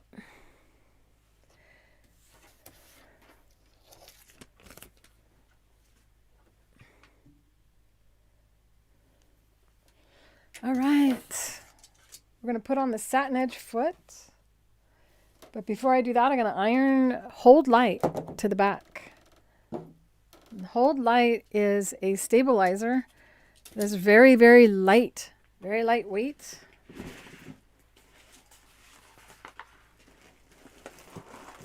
It's so lightweight that you may not think it is any stabilizer, and you might throw it away one day. So make sure you keep it in the bag with the instructions.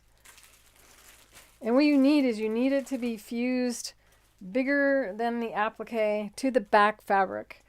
So as you can tell, with a very lightweight stabilizer, it won't add a lot of weight or body to the back. And that makes it ideal because later on we're going to quilt, and we don't want to have a big heavy polyester tearaway stabilizer in there to risk breaking our needle when doing free motion.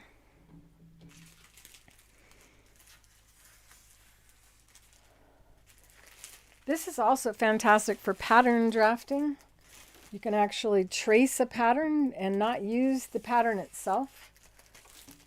And then iron it to the fabric and then cut your pattern pieces out. And then your pattern piece information is on the fabric. And then when you go to sew it, you stitch it and then you can tear it out of the stitching.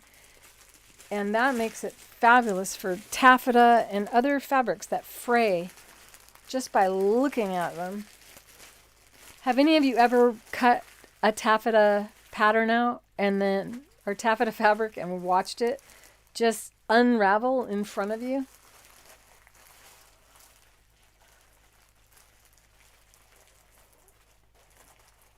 You've been watching all along and you've never been able to post before.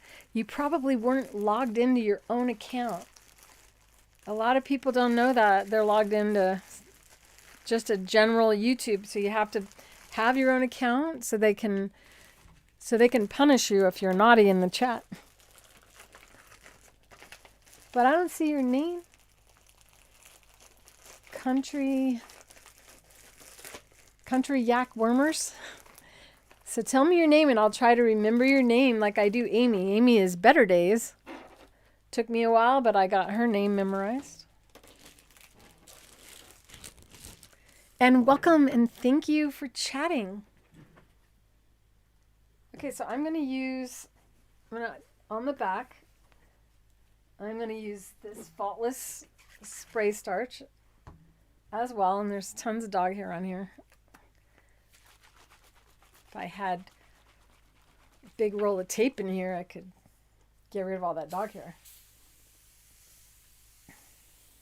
And most of it really is the batting, because I laid it out on top of some batting.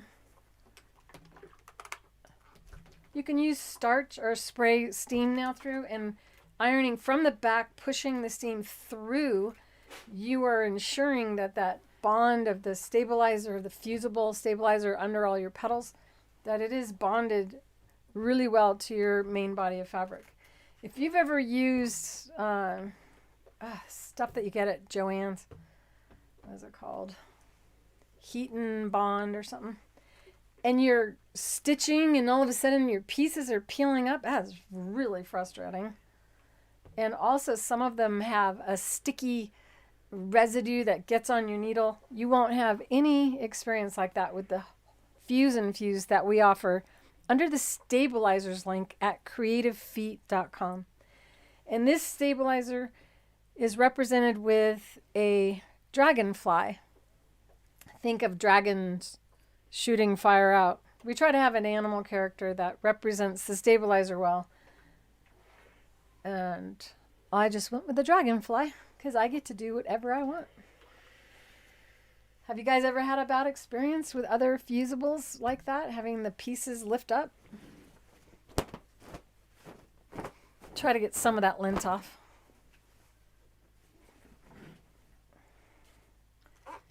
Okay, now the funny thing about Hold Light is the shiny side. In my brain, I always want to put the shiny side down, but the shiny side is what you want facing the iron. And you want it to be bigger than the applique. And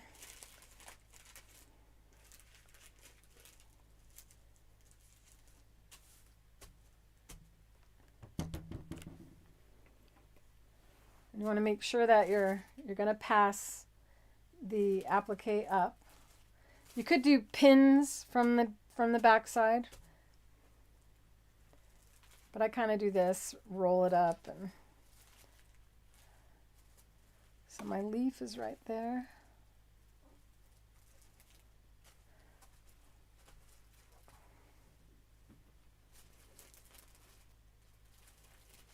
I'm good. There we go.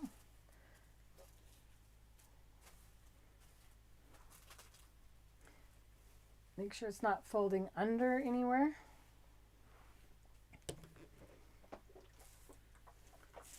It doesn't take much to get that to bond and transform into a stabilizer. Oop, no steam. Ah. Look at that. You can see the flower through it.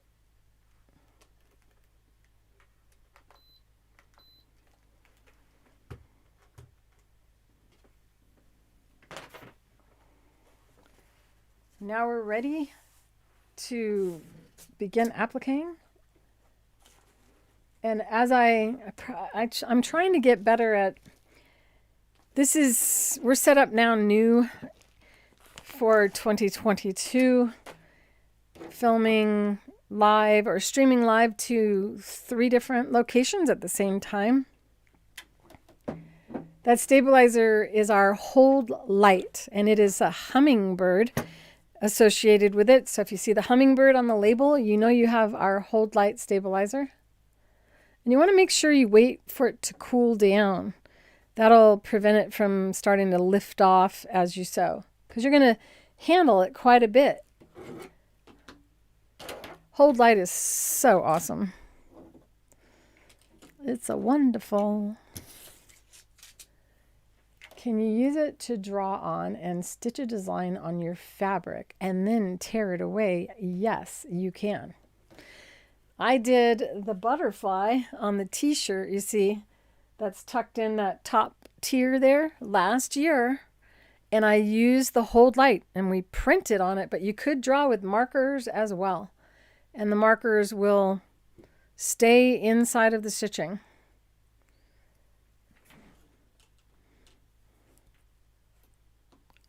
Hold, H-O-L-D, like it holds on, but it's light. And this is the Satinedge Foot, and this is some really romantic lighting for some reason. I don't know why. Does it bother you guys at all how the lighting looks? I don't know why it looks like this. It's all right. I will accept it. Oh, I wrote on my fingernail. Inside of here, you see that little guide wire, guide pin. This is a piano wire. You can't break it. You can break your needle on it, but you cannot break that wire.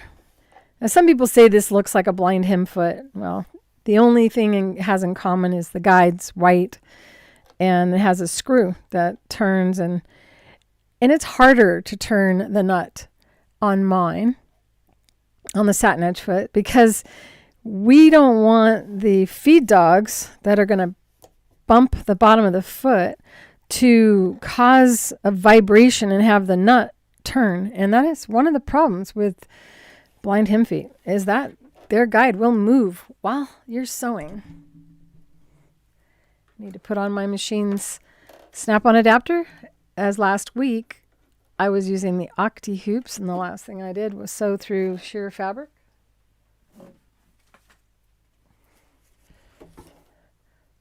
This is the Octi-Hoop with a fabric attached to it.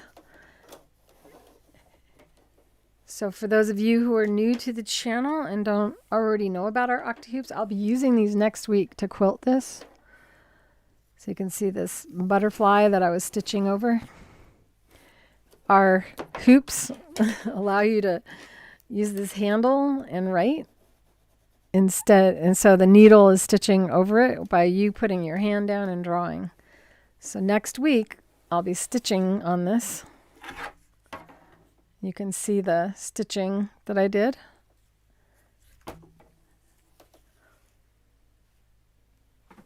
We're having a romantic dinner, kind of, with our sewing machine. A 9014 universal, 9014 top stitching needle, 9014 quilting needle, a 9014 super universal. All of those needles will work for applique with 40 weight thread, and this is the 40 weight PolyFast thread. The color I'm using is 3259 of the PolyFast thread line. And this has a unique feature. I'm trying to find my tweezers. Here's my goodies. This is one of the lessons that I taught. This is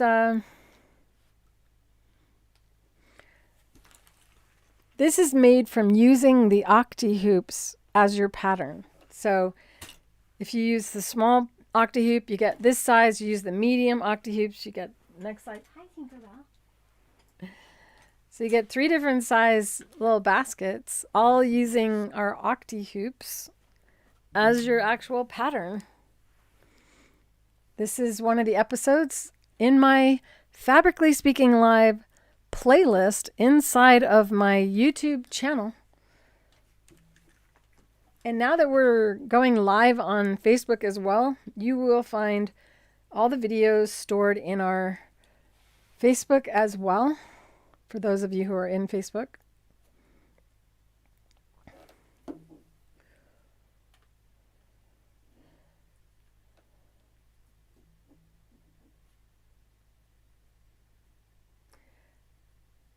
Yeah, in the instructions, I do recommend that you all do a embroidery before you do any free motion quilting. That being said, most of my customers don't listen to me. So if you start with quilting, I had a 92-year-old customer that had all the creative feet, loved them. And when she got her Octi-Hoop kit, she was really excited. And she called me up and she said, I'm calling you because I want to make sure I can return these if they don't work. And I said, absolutely. You can write all over them with a black Sharpie marker. I'll give you all your money back, because that's how she didn't even open the package. She was too afraid that she couldn't return them if it didn't work. And about a month later, she called me up and she said, I'm calling, but I'm not calling to return these. I'm calling to order another set for my best friend. She's getting these whether or not she wants them, because I just quilted and completed a king size quilt. And when I signed my name on the quilt, it was my 16-year-old signature. Now, why could she write better on a quilt than she can on paper? Is because when you use the Octi-Hoops, after you get the hang of it and you stop pushing down against the handle, which is like a pen, because your brain has been trained to always push down and squeeze all your writing instruments. Once your brain learns to not do that and to just let the hoop slide on the surface of the machine, then you're not dealing with the resistance of the surface beneath pushing up against the fabric, and you can glide. I also write better on a quilt than I do on paper. And so sometimes I'll show you that. I'll draw something on a piece of paper, then I'll draw it on the quilt. And for those of you who think I may be trying to make it look easier, it sincerely and honestly is easier, but you have to give it more than an hour. You need to do this like in concession, like I shouldn't say how you do it, because everyone takes to it how they take to it. But if you're tired and you're in a cranky mood, that's probably not the best time to start. If you have someone watching you, probably not the best time to start. This is the kind of thing you want to try by yourself with nobody watching, so that if you make a mistake, you're not going to be embarrassed because there's no one watching. It's kind of like when if you took typing in school and the teacher walked behind you, you'd be typing and typing, and then the teacher walks behind you and all of a sudden you're making mistakes. And you're like, honestly, before you walked up, I was doing really good. And that's because you shift from left hemisphere or right hemisphere to left hemisphere. You shift from, oh, I'm doing really good, or to, oh no, someone's watching. So do it alone. Music, sing along. That's a great recommendation from me, is to sing while you're doing this, unless you don't feel like you sing well. Then you can listen to a movie that you've seen so many times. I love to watch or listen to Under the Tuscan Sun when doing a lot of quilting, because I can picture every scene. I do not have to watch it, but I hear it and it kind of takes me out of what I'm doing, and that'd be a good one to listen to when doing a sunflower. All right. Do any of you have a movie you've watched so many times that you could put it on and visualize that particular movie? And if so, tell me the movie in the chat. I'd love to know what your favorite movie is. Maybe I'll give it a watch. Now, I have a hard time grabbing these little pieces of thread. So I'm using the Applique Tweezers. And they are by far the best tweezers I've ever used. You can play tug of war with it and it holds it. These have a crease on both sides, which takes the pressure off your joints. So you barely have to pull on that or squeeze that to have that tug of war ability. Best tweezers ever. They are also available at creativefeet.com.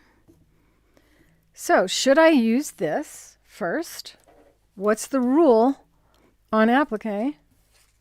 The rule is start with the fabric that's furthest back. So I'm going to use the green. It's probably the black fabric that makes the camera act funny. It's like we're in a dark restaurant with romantic lighting. And I have lingerie thread in the bobbin in white because the thread colors that I'm going to be using are light.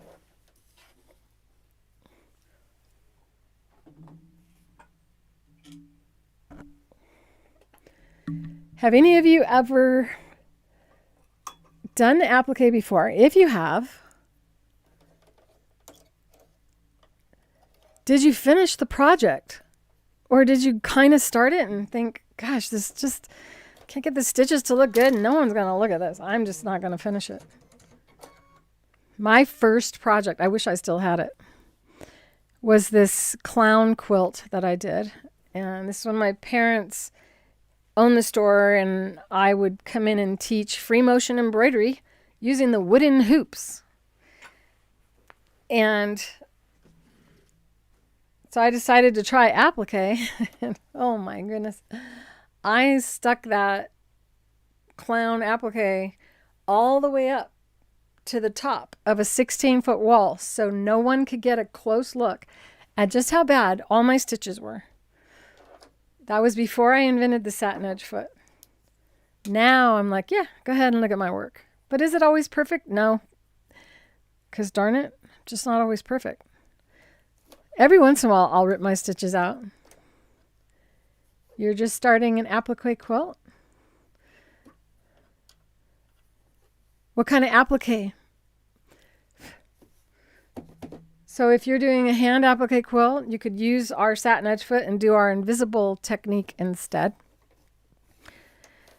So I have to think, what do I want to do on the leaf? I'm going to do a satin stitch for the leaf and blanket stitch for the petals. And then I'm going to use denim. No, I don't have the denim thread. I chose this. I love that too much not to use it. Okay, so I'm going to set the foot up for, what did I say I was going to do? Oh yeah, satin stitch out here. Satin stitch being, I believe, the most challenging of all of the techniques. We're going to select a zigzag stitch, and I would show you on my machine, but I don't have a camera set up to do that.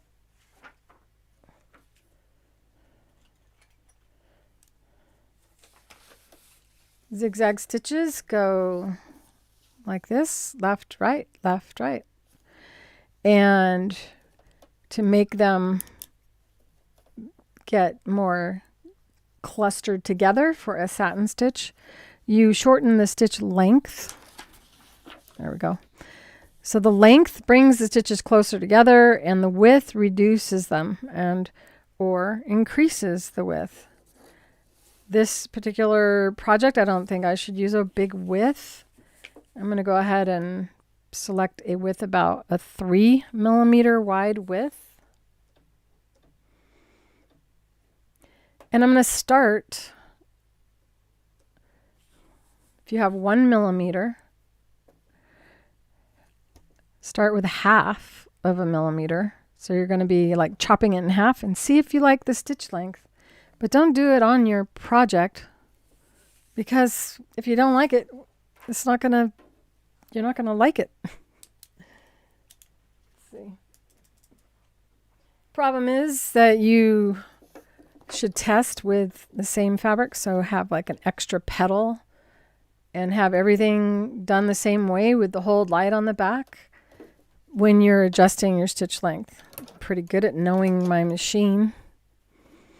Based on a 40 weight thread, I'm taking my stitch to a 0.4 on the stitch length dial. And I want to get my needle right up against the edge of the petal.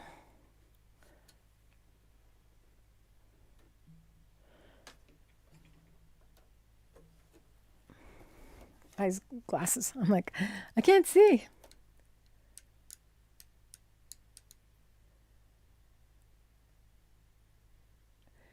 I did a really long blanket stitch lesson.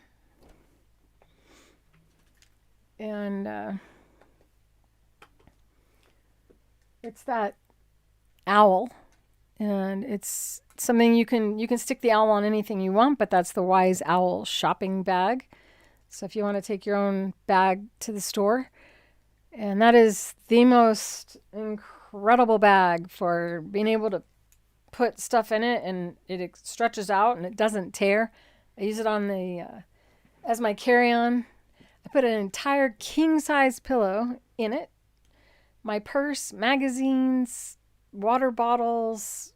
I've even been able to fit a jacket inside of it, and it just expands. Of course, the pillow was a feather pillow, so it compressed somewhat.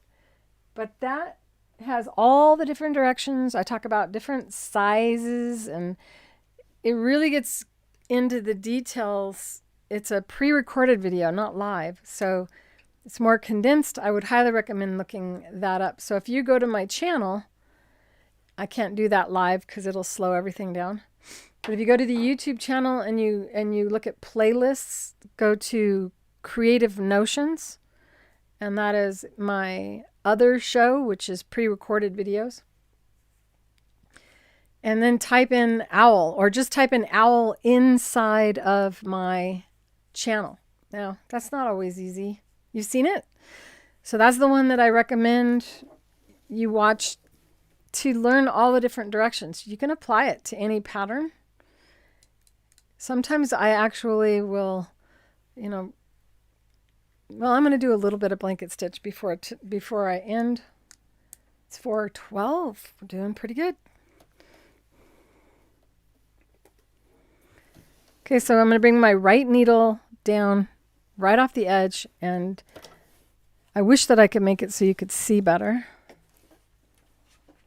Clearing the area around my sewing machine. Oh, let's see.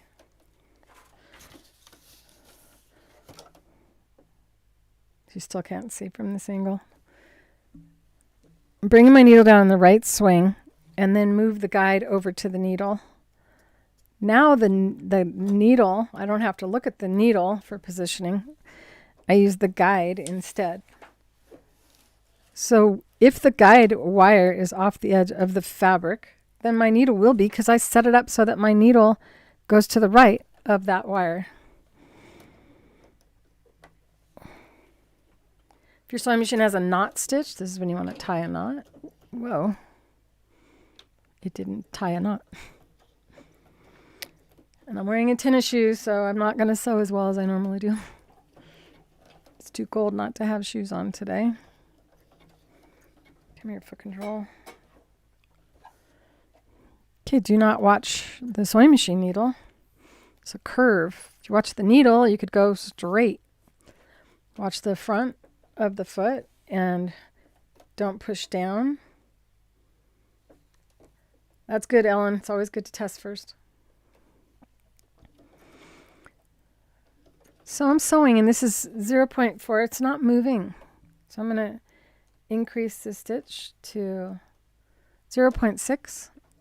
It's really up to you how close or far apart you have your stitches.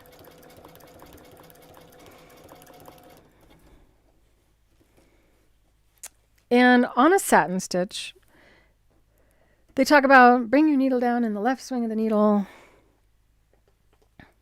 If you're going to go to the left. If you're going this way and you're going to turn, you bring your needle down. Is it in the left or is it in the right? Depending on the direction you go. And then to make it easier to see, they recommend an open toe foot. And the open toe foot doesn't have the cross section that holds the fabric down for you. So the needle and fabric behavior changes, and you'll tend to get loops on top of your fabric. So with the Satinedge foot, you still have a pretty good wide opening, and the guide wire is, you just focus on keeping it right off the fabric's edge. That swing of the needle is where the guide is. So you don't have to think so much about which position your needle is in. On a satin stitch, on a blanket stitch, there's a lot of other variables that come into play because the motion of the sewing machine moves forward and back and left to right.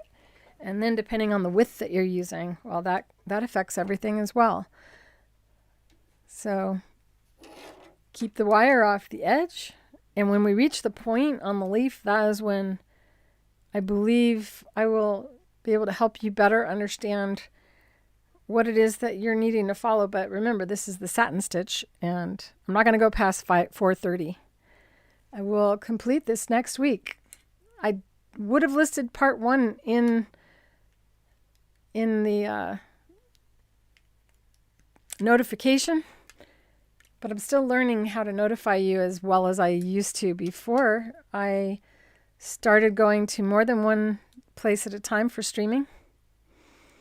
I hope you guys are enjoying the chat or the show today. Here we go.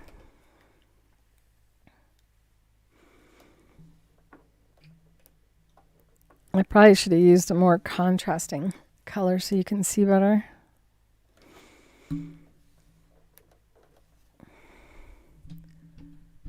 Get this mic out of the way so I can see better. I'm using a stitch that still shows the fabric showing through a little bit. I go all the way to the end of the petal. And then you leave the needle up. Totally different than other feet. That little wire in there, if you try to turn, you can kind of bend it a little bit. So we lift the foot with the needle up and then push off the wire. Now we're free to turn and start on the next point here. Remember, if the guide wire is off the edge, so will your needle be. However, now we have the foot sitting on that satin stitch. So it's kind of like a mountain that the foot has to go up and over. And every foot you have that issue. So sometimes people get stuck on their corners. If you've ever gotten stuck on a corner, do a thumbs up.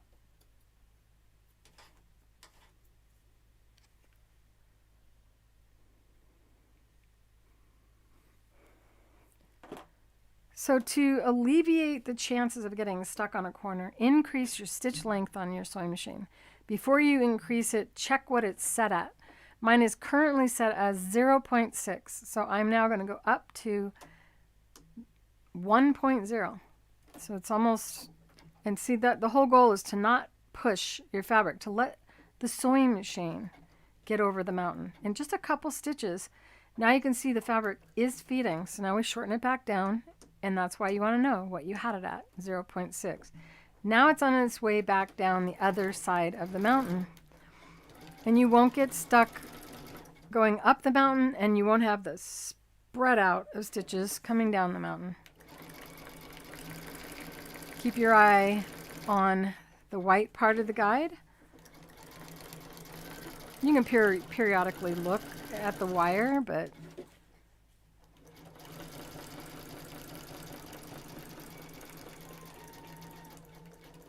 come down here again and tie a knot.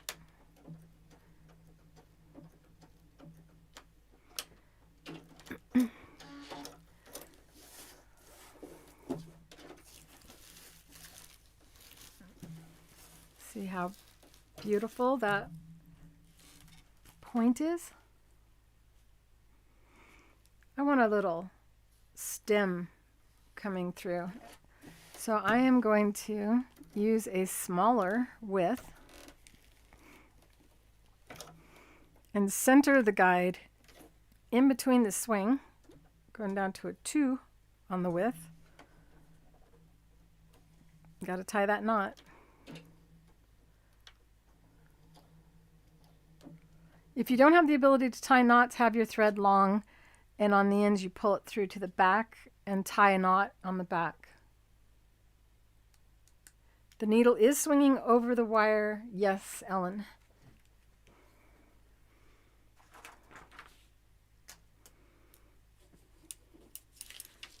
So on the satin stitch, and not everything we do is a satin stitch.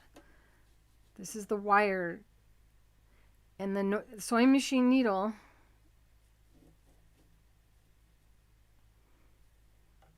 all right, so the guide is white, comes over, got the opening, and we have a relatively large opening for you.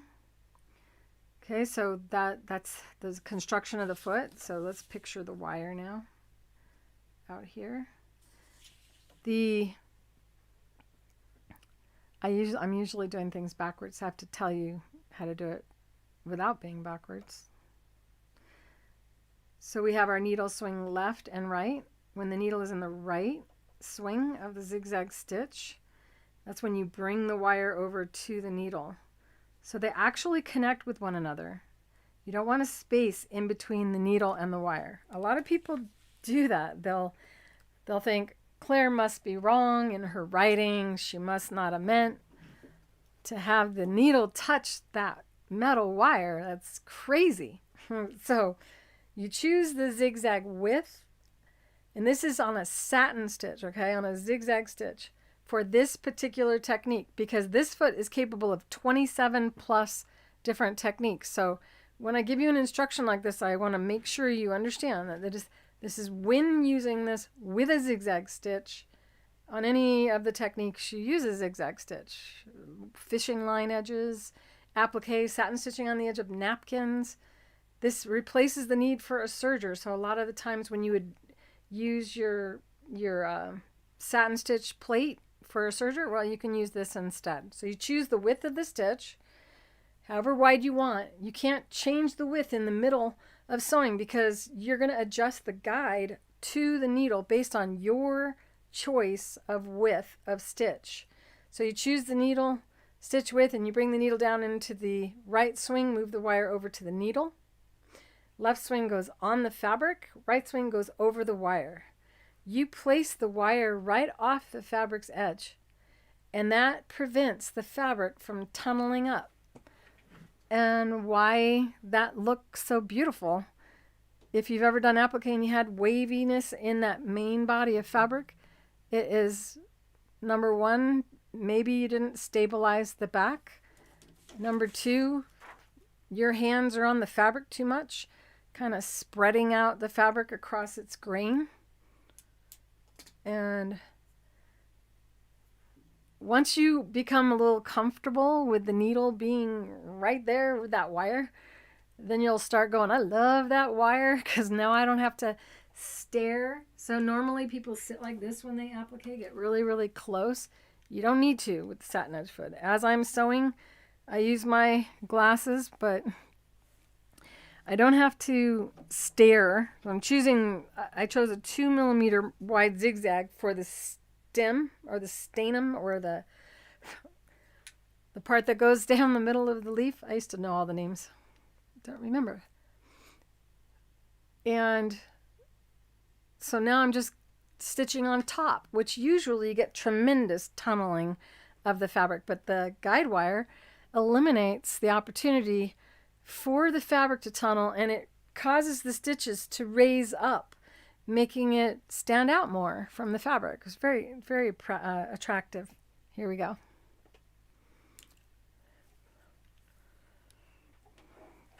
So I'm going to stitch a little bit, and I'm at a 0.6 still. I don't want it to end up with that point because I just think it'll be weird looking. Now I want you to see where my hands are. My hands are out here, not here. Most of you have been taught to do applique with your hands pushing down against the fabric, against the surface of the sewing machine, which makes the fabric kind of stick to the machine, and it hinders your ability to get a uniformed stitch length. So if you've had a lot of pile-ups and spread outs, it's mostly caused by your hands. Releasing the pressure on the presser foot also is good for applique, but it also makes you too much in control of the motion of the fabric and how fast it feeds through. So by using the Satinedge foot and not having to sit there and get your hands close and not having to lean forward and your back gets sore, applique becomes a lot more relaxing. Elbows down, shoulders relaxed. My elbows resting on my chair over here and right here. So I'm relaxed on the top, and I know that the front of the guide is where my stitch will end up. So I'm watching there. And then as I get closer to the petal, that's when I switch from looking at the front of the foot, and I switch my vision to looking inside the opening, because I don't want to go too far into the petal, and then tie a knot.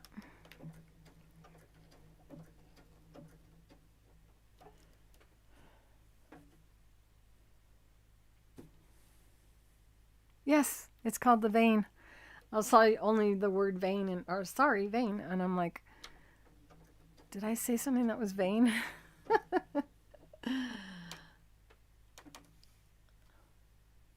I'm glad that you're pleased with how I explain things, Mary. I've been teaching since I was 16, so I have how many years experience?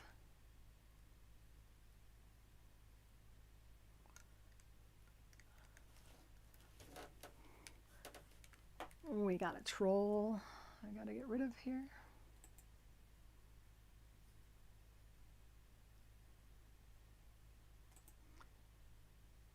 Bye-bye. Goodbye, troll.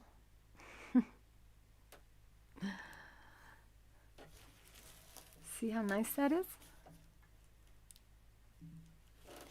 Now, because I have a knot stitch, I'm able to pull that or tie that off. Sometimes I still will pull when I have a stitch come to a point. I should have done this first, and then I would have stitched over that and secured the end. Sometimes I will actually take that through rather than cutting it. And if you're wondering about using fray check to hold things like that, I would never count on fray check holding up.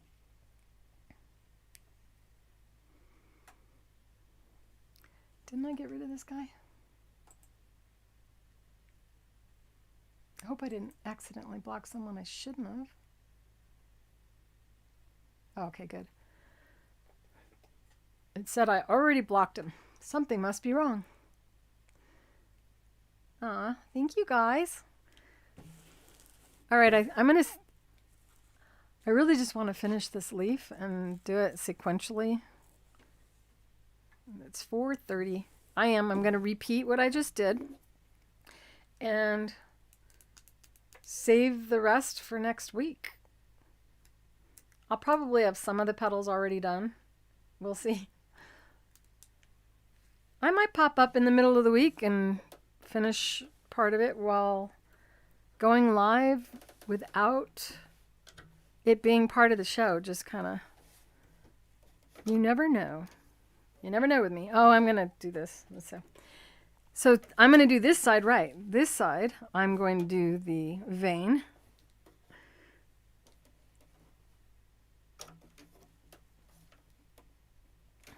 I'm going to have it be done first. Tie a knot. God, not forget. I didn't. Yeah, that was the last thing I did. Okay, so tie a knot. Got to make sure you know what you're doing, because once you change the location of this, you can strike it with your needle if you're not careful. Sometimes I will move over and tie a knot on the other side. So tying 2 knots at the beginning. A zigzag stitch comes out easy if it's not secured well in the beginning. Once again, supporting the fabric out on the edges, not putting your hands here. It'll be tempting if you've done applique before and all your sewing experience. If mostly what you have done in your life is put your hands down on top, you're still going to feel the compulsion to do that.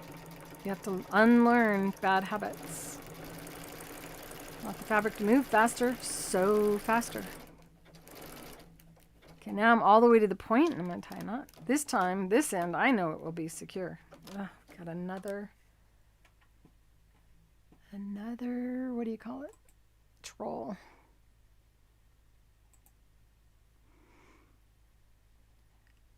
We must be moving up in the algorithm. We're getting a lot more trolls today than usual.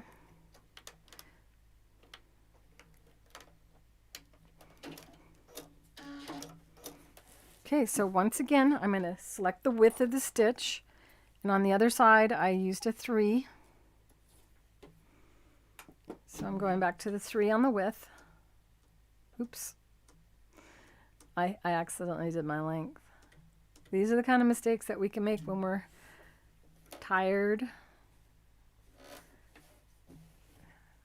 distracted by something. Once again, setting up the foot. Remember, this is the Satinedge Foot, found at creativefeet.com. You struggled with applique before the Creative Feet? You are part of the majority. So we bring our needle down in the left swing, and then the right swing, and when the needle's in the right swing, turn the nut and move the wire over until it touches the left side of the needle. See, when the needle is down, when your needle is lowered, it's actually at the widest part of the needle. The tip of the needle is halfway in between the left and right hand side. So that's why I have you lower it and then move the wire over to it. If you don't do that, then you could end up striking the guide with your next stitch, which is why I highly recommend you do a full stitch rotation that is a left and a right swing, turning the hand wheel toward you, which I do, which you can't normally see me do because I got to go through all of these different things. I usually have you on the close-up when I'm going through there. And so choose the width of your stitch, bring your needle down in the right swing, move the wire over to it. Left swing goes on the fabric, right swing goes over the wire. You place the guide wire off the edge of the fabric, not on it, off so that it's touching. So everything's touching. The needle's over here, the guide's there, and the fabric's edge is there. And it's a beautiful experience.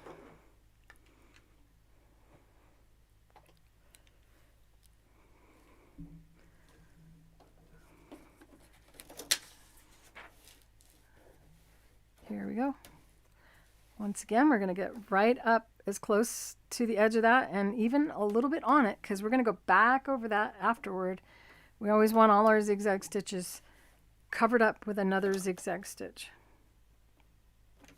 But once you set the wire up, or the guide, to that needle, the sewing machine needle outside swing is no longer of your concern. I'm a little too far on, mostly because I can't see through everything. I always think this is a magnifying glass, but it's not. It's just an opening in this light. Oh yeah. Okay, I was too far on. Tie a knot.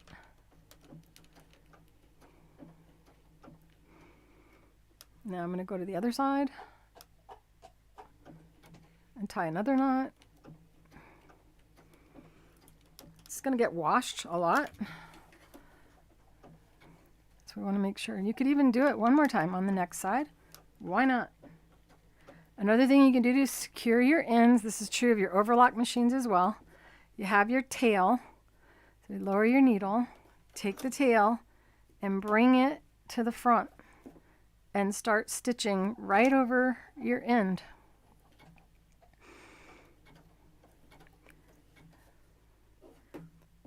So if I take this and I go over the top of the guide, I don't have to look at it.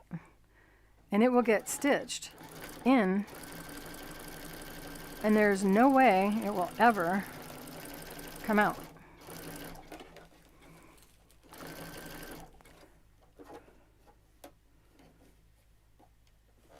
Should have showed you that to begin with. It's by far the most secure, and it's not complicated. You all got that right. So we're going to come all the way to the point. I'm going to go all the way to the edge.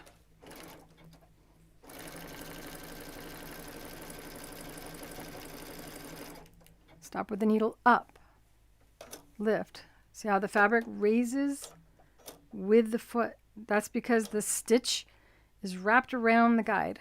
So lift, push off the wire, turn, place the guide so it sits off the edge.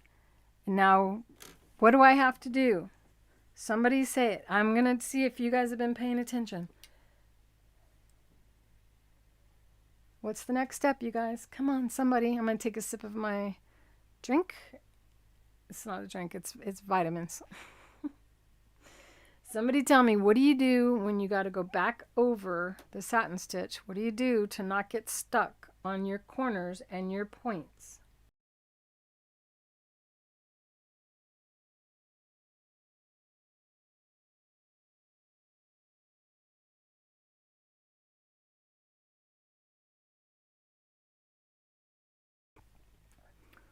Yes. What is your first name? I want to know your name. You got the answer right. You were paying attention. So we're going to increase stitch length all the way to a 1.0. And it now will pull over that consistently without me pushing through. And once the fabric starts to feed, which only takes a couple stitches, then I'm going to shorten back down that stitch length to what I had it set at, which is 0.6. Don't watch the needle, watch right here. We don't want let me lower the needle. We don't want a separation between the white guide and that. It isn't, hi Lynn. There's two Lyns in here today. So that space, if I don't close up that gap, then by the time I reach it, I will be out in outer space instead of right along the edge. So your focus is not on the needle, but on keeping that space closed. So as I'm sewing, I'm actually bringing the fabric, bringing it back to that spot. It doesn't have to be precise. The foot, the guide is actually the wire. That's just something to focus on. This is why blind sewers are able to use this, because the guide wire is actually the part that's functioning as a guide.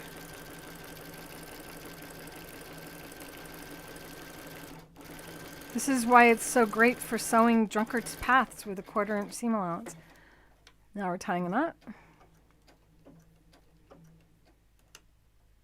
And we want to go to the left again, tie a knot. Another thing that you may not be aware of is I'm not changing or cutting my bobbin thread. Well, I have been, but you don't have to. And if you don't, then it works even better. So I could get carried away because I went 6.5 hours one night. And this would be great for you guys to get to this point if I just had the pattern already ready. But if you can, it will be soon. And if you can get to this point before next week, then, you know, you'll be ready to do blanket stitch applique. And then I'll have figured out what I'm going to do for the center. I'm going to be almost done by next week on this. Teach you a little bit of blanket stitch so we can do the quilting and the binding too. Otherwise, it's going to be a 3-part, 3-week process. And I was trying not to do that. Hey, Tinkerbell. Come here, baby. Oh, sorry. Oh, I woke her up. She wasn't ready for that. Hi, baby. And with that I hope that you've enjoyed today's Fabrically Speaking Live. If you did, go ahead and hit that like button. If you have yet to subscribe to my channel, I sure hope you'll do so today. So does Tinkerbell. And be sure to join my school, create.clarerowley.com. My name is spelled C-L-A-R-E. Last name is R-O-W-L-E-Y.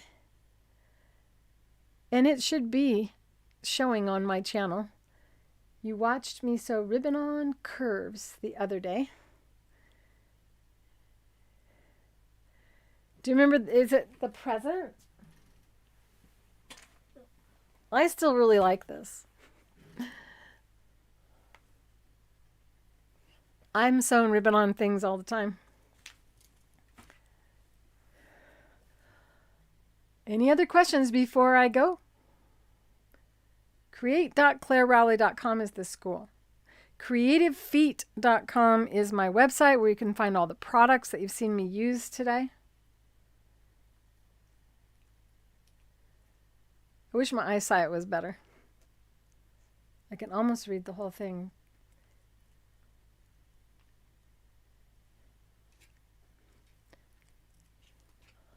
All right. We will do more on ribbon as well. With that, I will bid you adieu. I love you all. I will see you next week. Mwah. Next Thursday, 2 o'clock. Be here.